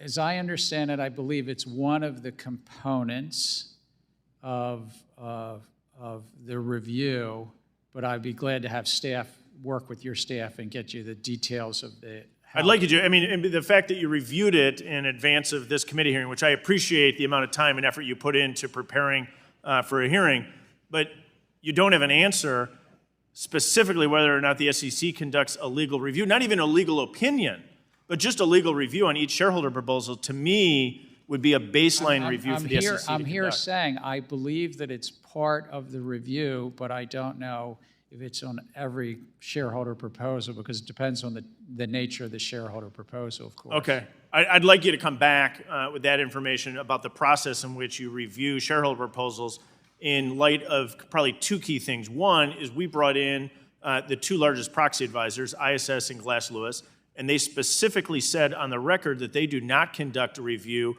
for legality. They instead rely upon the SEC's analysis for legality. On the record in this committee room, your director and now you kind of go back and forth as to how you conduct that legal review. I think it's really important for us as policymakers to understand whether or not anyone, the SEC or proxy advisors, which may not be under, we can get to how they're registered with the SEC, but who's conducting the legal review, because it has a significant impact on companies. And if we build upon that and we look at the Staff Legal Bulletin 14L, we've seen a dramatic increase in the number of shareholder proposals. We're seeing more focused on social and political concerns. And I go back and look at the underlying language of that legal staff bulletin saying that they would consider whether or not a proposal concerns a matter of widespread public debate. Can you define widespread public debate? I think, sir, that it's really, and this goes back all the way back to the 1960s, of shareholder proposals, that investors can make shareholder proposals on the term you used, on wide scale. Widespread public debate is your legal staff bulletin. And that goes back many decades. But can you define it? I understand there's a history to it, I understand, but legal staff bulletin came out under your chairmanship. Can you define the term widespread public debate? And the staff does, when asked, give their informal advice, but ultimately it's between the company and the investors. Understood, but don't you think that's of concern that you can't define what widespread public debate is when your staff bulletin says that that's a point of review for shareholder proposals? I'll offer you that it concerns me, in particular in light of the dramatic increase in the number of shareholder proposals we've seen that are based on social and political objectives rather than governance of the nation's largest companies. See if I can get this in really briefly. We've discussed your use of email You've had an aggressive enforcement campaign on off-channel communications for financial firms. Have you used anything other than official SEC resources to conduct your government business? No, I comply with the laws, but I also, if somebody sends me an email, then I forward it into the SEC. Thank you very much for your time. I yield back. Gentleman from New York, Mr. Garbarino, is recognized for 5 minutes. Thank you, Mr. Chairman. Chairman Gensler, thanks for coming today. Financial services sector and the Biden administration have made harmonization of cyber incident reporting a top priority. In fact, the Department of Homeland Security Cyber Incident Reporting Councils recently recommended the federal government coordinate among themselves to reduce the burden on the reporting entity. But instead of reducing the burden, the SEC has finalized rules that CERC has called duplicative cross-sector reporting requirements and that overlap with congressionally mandated Cyber Incident Reporting for Critical Infrastructure Act, the CIRCIA. Given the Council's designation, why didn't the SEC harmonize its cybersecurity disclosure requirements with existing regulations, and more importantly, wait until the Department of Homeland Security and CISAs developed the rulemaking under the recent signed into law CIRCIA? One, we've had good discussions with the Department of Homeland Security, but we finalized the corporate disclosure piece because it was important for the public investors to know if there had been a material cyber breach. Is it more important? Is investor information more important than Homeland Security? Well, and I asked that question because the reason we want to harmonize, and the reason we as a Congress have said harmonize, and the reason the Biden administration has said harmonize these incident reporting rules, is because we've heard from the private sector that their cyber employees are spending 40 to 50% of their time, and we've spoken about this before, on complying with cyber regulations, not just yours, but with all sorts of different cyber regulations. So and we talked about this last time we were here, specifically the rule that was just finalized in July, and you said at that time you've been having good discussions with DHS. But again, this rule came out, and and DHS said, I quote, that this current rule is duplicative cross-sector reporting. It's a duplicative cross-sector reporting requirement. So even though you've had good conversations, I guess they didn't lead anywhere because you still came out with the rule. Actually, they did, because it's only reporting to the public if it's a material cyber event. It's 4 business days, which actually is longer than the CIRCIA 72 hours. And thirdly, has important considerations in there that if the Department of Justice thinks for national security or public safety it should be delayed, it will be delayed. It is longer. 4 days is longer, but within a material breach, there's different requirements there. So I have to ask, because there's also a concern that you have companies that are reporting a possible material cybersecurity breach that might not have been able to fix that breach. And if they're publicly reporting it, it could, 1, put that company at further risk, or 2, put other companies who are using the same system and the same backdoor can be found in their system. We just saw over the summer a company, there was an attack on a company.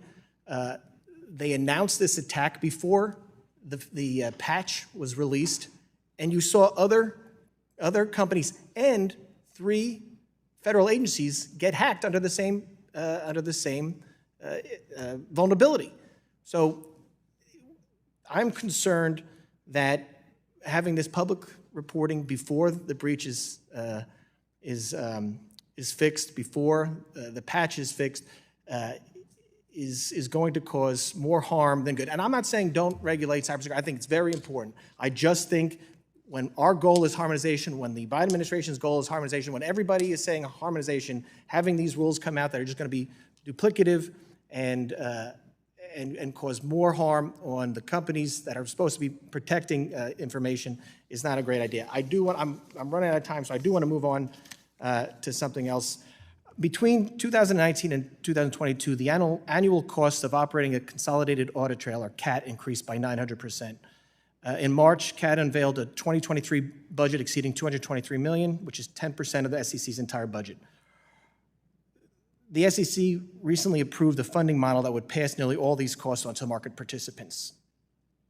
What is the SEC doing to control the costs of CAT? I understand SROs control and operate them, are owned and operated, but it's under your umbrella. I need to know what you're doing to control those costs and if you would support moving CAT onto the SEC's budget. I don't know, Mr. Chair, what you're going to tell me. If the gentleman would respond in written form to the gentleman's question.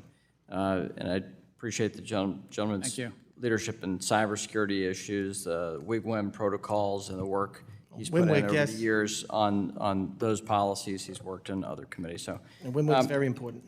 We'll now recognize the gentleman from New York, Mr. Lawler, for 5 minutes. Thank you, Mr. Chairman. Chair Gensler, you have embarked on a rapid and extensive campaign to reform every facet of our markets.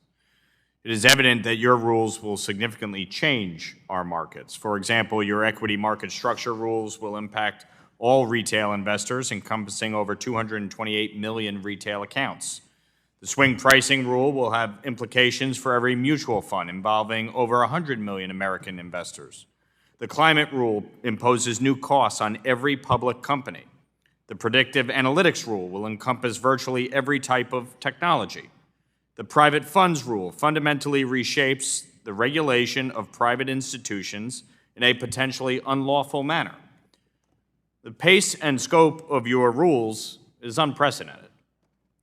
Have you taken the time to do a comprehensive economic analysis examining the cumulative impacts of all of these rulemakings on the markets and broader economy? Representative Lawler, actually our pace is about the same as prior administrations, and per a Bloomberg law article. Respectfully, we can disagree with that, and that's not what I asked you. I asked you a very specific question. Have you taken the time to do a comprehensive economic analysis examining the cumulative impact of all of these rulemakings on the markets and the broader economy? Yes or no? On each of the rules, we do a robust economic analysis, and then if another rule is finalized, we incorporate that, and we take into consideration that interaction in the possible further rulemaking and adjust the economic baselines. So you are saying, for the record, that you have taken the time to do comprehensive economic analysis, examining the cumulative impact of all of these rulemakings on the market and the broader economy, yes or no? For the record, what we do is we take into consideration, as and if a rule is finalized, the interaction with other rules. Right. Because it changes what's called the economic baseline. Yes. So have you done the cumulative impact? Have you studied that? Have you done an economic analysis on all of it? We do them rule by rule individually, and also the interaction as it relates to other rules. If we were to finalize a rule, then we take that in consideration. So can you explain your engagement with market participants before putting out significant rule proposals? Are you holding public roundtables? We meet with the public extensively. Before the equity market rules, we had numerous meetings from when I came on in the summer of 2021 all the way through December of 22. Chair Gensler, California Governor Newsom recently confirmed his intention to sign 2 bills mandating climate disclosure into law. You mentioned to the press last week that the SEC's staff is, quote, going to take a look if it were to become law because it may change some of the economic baseline for our rule, end quote. It's evident that the law will indeed alter the economics of your rule. So can you make a commitment to allowing the public an opportunity to provide feedback on the Commission's updated economic analysis before finalizing the rule? We take in consideration public comment. We've had 16,000 comments, a lot of comments on the economics, and we often will adopt based on those comments. No. What I'm asking you is, based on the reevaluation, based on the potential change in law, will you commit to allowing the public an opportunity to provide feedback on the Commission's updated economic analysis before finalizing the rule? I would say this, we're compelled, this is an important thing. California. It's a pretty straightforward question. Will you allow the public to comment on the updated economic analysis before finalizing the rule? Yes or no? We would put it, Sir? If we finalize a rule, it would be part of that finalized rule. Okay. I know you like to obfuscate, but I'm honestly asking you sir, a very straightforward sir, question. I understand. Can you commit? Where you're headed. Can you commit? No, the answer So you is won't no. commit. Thank you. At least you answered the question. Thank you. I want to touch on another factor here. The SEC recently proposed amendments to expand and update regulation systems, compliance, and integrity. The proposal would expand the scope of SCI entities to include certain registered broker-dealers for the first time. Feedback from market participants on this proposal suggests that the actual costs for this proposal are in the billions of dollars as a result of the SEC attempting to micromanage the technology setup of individual firms, yet these enormous compliance costs are conveniently absent from the SEC's cost-benefit analysis. Why did the Commission fail to acknowledge these costs in its economic analysis? Gentleman's time has expired. If the chair will respond in written form. Thank you. We'll now go to the gentleman from Iowa, Mr. Nunn, for 5 minutes. Thank you, Mr. Chair. Chairman Gensler, thank you and welcome back to this committee. I know each time we get to have a lot of questions on this. Last time we spoke, I addressed swing pricing and hard close proposals with you. I also want to reemphasize here the devastating impact that's had on many of my hardworking constituents, from their retirement plans, their 401ks, my nurses with 457 plans, my teachers with 403B plans. I think you get the gist of where we're going with this. As you are well aware, after this morning's rule, I believe it needs to be withdrawn, and I look forward to your team's response to both Chairwoman Wagner and Ranking Member Sherman on the letter that we signed on to and are still awaiting to hear back on. Look, I want to talk specifically here about the ag and small business communities that I represent. The extra regulations that the SEC is potentially proposing in this regulation under the guise of consumer protection is going to add $6 billion in increased annualized costs to the industry, an additional 6 million compliance hours, many of these being small family farms and medium Main Street businesses. I hope you appreciate this has a tremendous impact on my constituents back home. Along with 4 other members of the Ag Committee on which I serve, we have signed a letter here moving forward a conversation, which brings me to my question on the February 15th proposal rulemaking on safeguarding client assets aimed at reshaping custody assets. As you know, we have worked hard in your former role with CFTC on how this can be successful. But dozens of trade groups have signed up and identified that this rulemaking would represent trillions of dollars of assets that our constituents back home face. Both of these letters, Mr. Chair, highlight significant errors with the proposed rulemaking, and I'm going to begin this conversation by asking you to consider withdrawing it until these things get fixed. Your definitions of custody and asset would expand so greatly they would encompass derivatives and future markets that have been overseen by the CFTC, your former organization, for decades. So with these bipartisan letters specifically, I believe that they would upend our markets overseen by the CFTC, eroding their essential risk management functions and putting our nation's farmers and producers at risk. Now, Chairman Gensler, in your 432-page proposal on economic analysis, do you know how many times agriculture was mentioned as part of this review? I don't recall, but I suspect you're going to let me know. Would it surprise you to know not once? In fact, it was only mentioned as a subcategory within a footnote. Clearly, this is concerning, particularly for my farming constituents, but for entire economies built around this, something the CFTC has been doing for decades. So, Chair Gensler, earlier you answered Representative Lucas' question. Has there been any coordination with the SEC and the CFTC on this issue? Yes, we've been in dialogue both prior to the proposal and subsequent to the proposal, and I think that... Can I get some specifics on that? When did you send a request over to the CFTC for this coordination? The day of before the proposal? A week before the proposal? After the proposal was already out? Representative, it usually just is staff-to-staff dialogue, so it's... Right. I look forward for your staff providing me the date in which you actually asked for this information from the CFTC. Did the CFTC provide you with any recommendations on your rulemaking? We engage with multiple federal regulators on this role, and we'll continue to do that because we benefit I'm very happy from to hear feedback. that, Mr. Chair. I'd like to see that being transparently provided to this committee then. Did you read these comments, and were they incorporated into your final proposal? Sir, we haven't finalized a proposal yet. Did you incorporate any of CFTC's We haven't finalized an recommendations? adoption yet. Mr. Chair, did you incorporate any of the CFTC's proposals into your recommendation?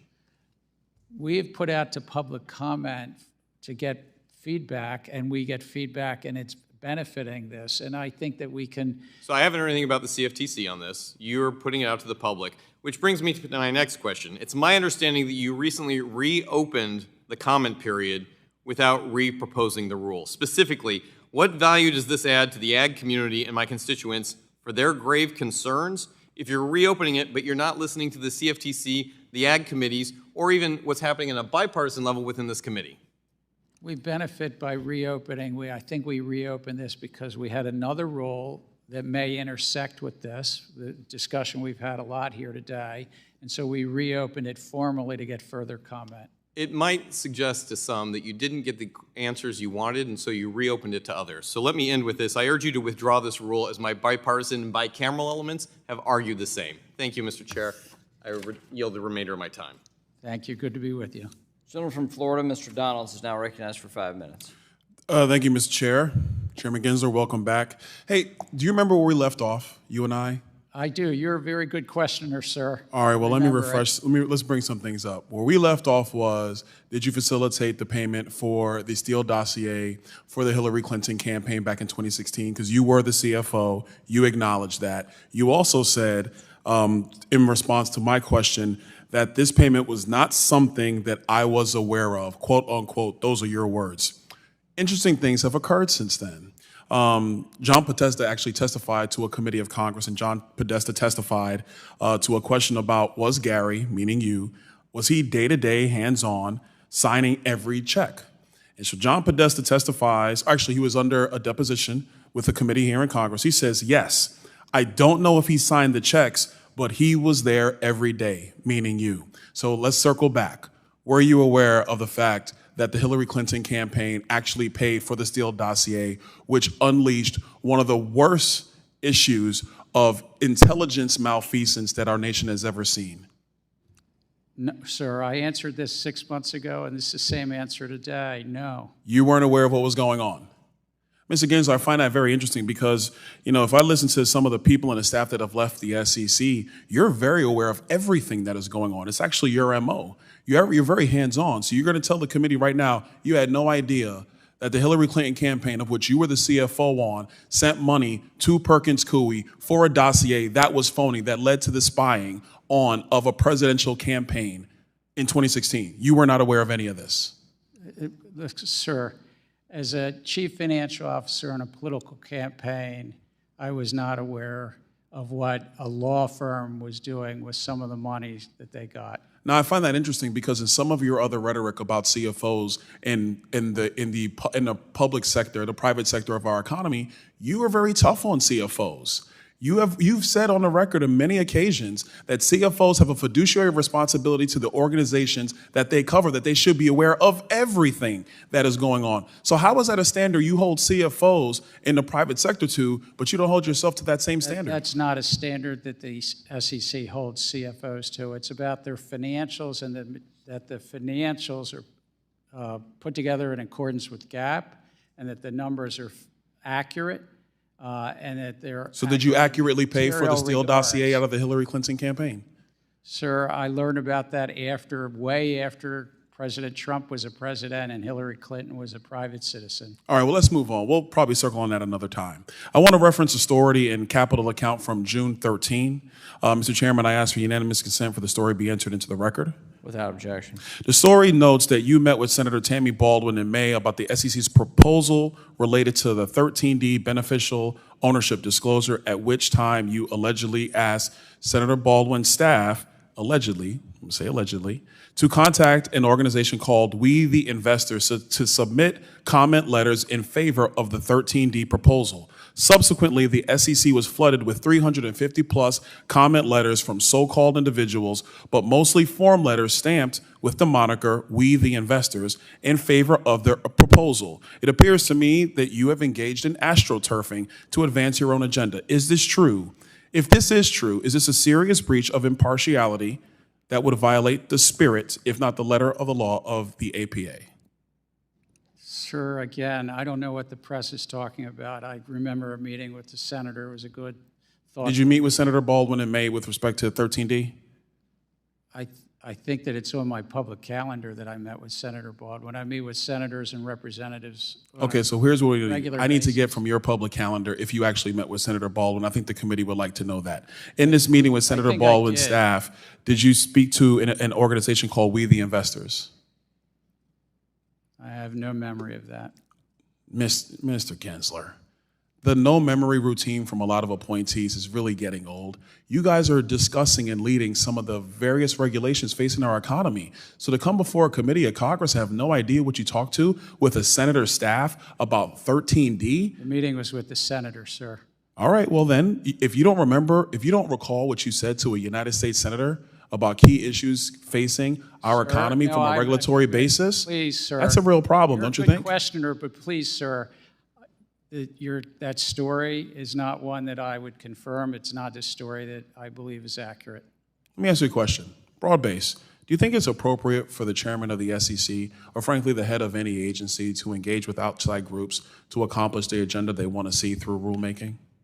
We are responsible under the Administrative Procedure Act to hear from outside parties, market participants, constituents in your district, members of No, that's not my Congress. question. We want to hear from outside obligated. groups. We're Is it okay obligated. to foment outside groups to Gentleman's help you time's accomplish what you want to expired. see? Gentleman's time's expired. Thank you, Mr. Chair. Gentlelady from Indiana, Ms. Houchin, is recognized for 5 minutes. Thank you, Mr. Chairman, Ranking Member Waters, and thank you to Chairman Gensler for speaking with us today. Chair Gensler, under the last Democrat chair of the SEC, Mary Jo White, the Commission adhered closely to the statutory authority of Congress. During her time as chair, 59% of the SEC's proposals were mandated by Congress. By contrast, under your leadership, only 17% of the Commission's proposals are mandated by Congress, according to a report from Professor Hal Scott of Harvard. Why is there such a rush under your chairmanship to promulgate so many rules without specific mandates from Congress? It's because technology and the markets have changed so much. She was coming in as chair right after a financial crisis, so naturally there was, I think, 120 mandates that Congress placed. But you're accurate. We've picked up about 10 of those from Dodd-Frank, one from the Holding Foreign Companies Accountable Act. Chair Gensler, there's a perception that the SEC is neglecting public input, and particularly from bipartisan letters that the members of Congress have sent to voice valid concerns regarding individual rules and the rulemaking process. The concerns encompass the bipartisan concerns about insufficient comment periods and a general response to bipartisan concerns regarding proposals on swing pricing, liquidity risk management, and equity market structure. Are you aware of similar bipartisan concerns being raised with previous SEC chairs? If not, could you elaborate on why the opinions of Congress don't factor into your considerations? Well, the opinions of Congress most definitely factor into my consideration. It doesn't seem so, Mr. Chairman. It does not seem so when only 17% of the proposals that you have brought forth are the result of mandates from Congress. I find it incredibly frustrating that any time we provide comment or send what we call strongly worded letters about our opinions on how the SEC should behave, it seems like these must be immediately thrown in the trash and disregarded. I want to turn to Reg SCI. The SEC originally adopted Regulation Systems Compliance and Integrity, otherwise known as Reg SCI, in 2014 in response to several market disruptions at national securities exchanges. Earlier this year, the Commission proposed to expand Reg SCI to certain broker-dealers. However, unlike in 2014, the Commission fails to provide a single instance of a broker-dealer systems disruption that had a significant market-wide impact in the securities markets. In fact, the SEC's own proposal acknowledges that broker-dealer systems performed well during the unprecedented trading volumes and volatility at the height of the COVID-19 pandemic. Further, the Commission admits that it, quote, finds it impracticable to quantify the many benefits associated with amended Regulation SCI. Once again, this seems like the Commission is providing a solution in search of a problem. Chairman Gensler, given that the Commission cannot point to a single broker-dealer systems disruption or any tangible benefits to applying Reg SCI to broker-dealers, how can you justify that proposal? As we outlined in the proposal itself, which is still out for public comment, that some broker-dealers may have the size and scale and standing in the markets that if they were taken down, that could be disruptive to the markets. That's the important thing. And this so-called systems compliant integrity is about those most consequential or central parts of the market. The SEC's RegFlex agenda for 2023 indicates you intend to finalize proposed rulemaking to expand the definition of an exchange in short order. Although the SEC has reopened this rulemaking, the proposed rule is still fraught with insufficient economic analysis and ill-defining scope, among other things. Given Congress's ongoing and unaddressed concerns with the rulemaking, as well as concerns of hundreds of stakeholders, it seems irresponsible for the SEC to finalize this rulemaking. Could you comment on the expected timeline for finalization of this rule? You'll be pleased to hear that we don't do it against a clock. It's really when we get the comments and the economics right and the legal authorities right, and then discuss it with the commissioners. And finally, I want to raise an alarming issue that I think needs further attention: the timing of various actions by the SEC while Congress is seeking to establish a regulatory framework on digital assets. To name a few, January 12, 2023, this committee announces the formation of the Digital Assets Financial Technology and Inclusion Subcommittee. It was subsequently announced that the SEC pursued enforcement actions against 2 firms. March 9, 2023, the committee hosts its first hearing on the Biden administration's approach to digital assets. An hour before the hearing, you publish an op-ed in The Hill. April 27, 2023, the committee hosts another hearing on digital asset regulation. You tweet and quote office hours video on your view that most digital assets are securities. May 3, 2023, this committee and the House Agriculture Committee, led by my colleague Chairman Thompson, announced our first joint hearing on digital asset legislation, which is unprecedented. You published another office hours. I'm not one to connect dots, but it seems like you're actively trying to undermine the work of Congress. You must not impede our work to do our job, even though you won't do yours. I yield back. If the gentleman wants to respond. I very much respect the work of this committee, and particularly the work of this committee around crypto assets. We have a robust time because this is a field that's rife with fraud and abuse, and so our enforcement agenda sometimes does roll out while you're doing your good work here as well. Mr. Ogles of Tennessee is recognized for 5 minutes. Thank you, Mr. Chairman. Mr. Gensler, thank you for being here. I do want to echo the chairman and support the chairman that, I think we've come to this crossroad where subpoenas may be necessary. It seems that compliance and requests for information and documentation has been kind of shortcoming. And so with that, Mr. Chairman, you have my full support as when and if you decide to move forward. But Mr. Gensler, I want to kind of, one of the things that concerns me is sometimes the subjective or what the perception of subjective and arbitrary nature of the rules. In May 25, 2022, the SEC proposed amending the names rule to further regulate the names of investment funds. Well, I think everyone would agree that it's misleading of a fund called the Mexico Growth Fund, made most of its investments in Japanese value stocks.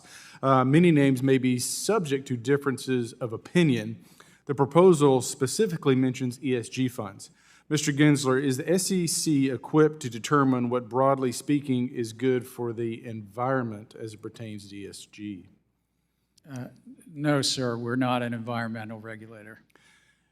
So again, going back to the subjective nature of some of the rules and the compliance that is forced, I mean, it's kind of like what's better than environment, paper, or plastic bags? And so when we should be focusing more on the fiduciary aspect of a fund versus its environmental compliance, I have concerns. When when you look at the social component of ESG, who would you entrust, or how will you determine whether or not a company is compliant with the social portion of ESG? So in terms of this names rule, it was basically truth in advertising, that if you're going to say you're a social fund, to use that, you have to actually then describe what the marketer of that fund means by social, and then ensure that you invest as you're marketing to the public. This was really a rule in most regards, the names rule adopted in 2000, 23 years ago, to protect the investing public, that the advisors they pick are doing, that they say what they mean and they mean what they say. So, but again, to my point, this creates a very subjective nature to the rules process, right? Because you just said that you basically, you don't have the capability to judge the environmental component. You don't have the capability to judge the social component. And so now if there's a clear definition and disclosure in the prospectus, who is to determine whether or not they're compliant, right? And so you now have a rule that can be abused or a rule that's completely useless. And so why even have the rule when at the end of the day it should be about? Well, it's sort of like, as one of my fellow commissioners said when we voted on this rule, if you say that you're selling pepperoni pizza, that there's actually pepperonis on the pizza. I like pepperoni pizza, so don't get me wrong, right? But yeah, I just look at, and forgive me, you know, these rules outlive any given administration, but under this current administration, the Biden administration doesn't necessarily have the greatest track record of trust with word definitions. So, and I don't mean to be, you know, contrarian here, but if the administration can't figure out what a woman is, how do I trust them to have any kind of bearing or judgment on? I totally understand what you're saying, but that's not what we adopted in a names rule, is that if you're marketing to the public that you're, let's say, an environmental or a green fund, you describe what that means and you ensure that at least 80% of the investments in the fund meet your self-described. Sure. You can describe what a pepperoni pizza is, but if you describe it, you better comply with it.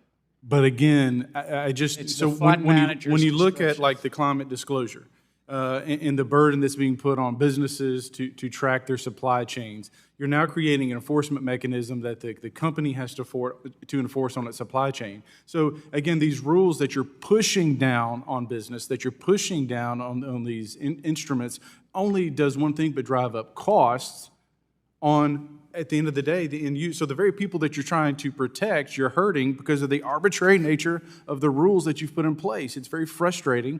And again, Mr. Chairman, I'm about out of time, but I was just going to say that I would say open up the floodgates, hit them with subpoenas, get the information we need, the obfuscation and not answering questions. I'm sick and tired of it. I've sat back here and I've listened to this entire hearing. I mean, dude, you wear tap dancing shoes better than Fred Astaire, and enough is enough. And I don't mean any disrespect, but it's time that questions are answered, that we have the information we need. Mr. Chairman, I yield back. Thank you, Mr. Chairman. Thank you, Chairman Gensler. It's 2:29. It's not your longest day in a committee, but thank you for being here. As I stated in the outset, it's my request of you and your agency to comply with our request as a committee.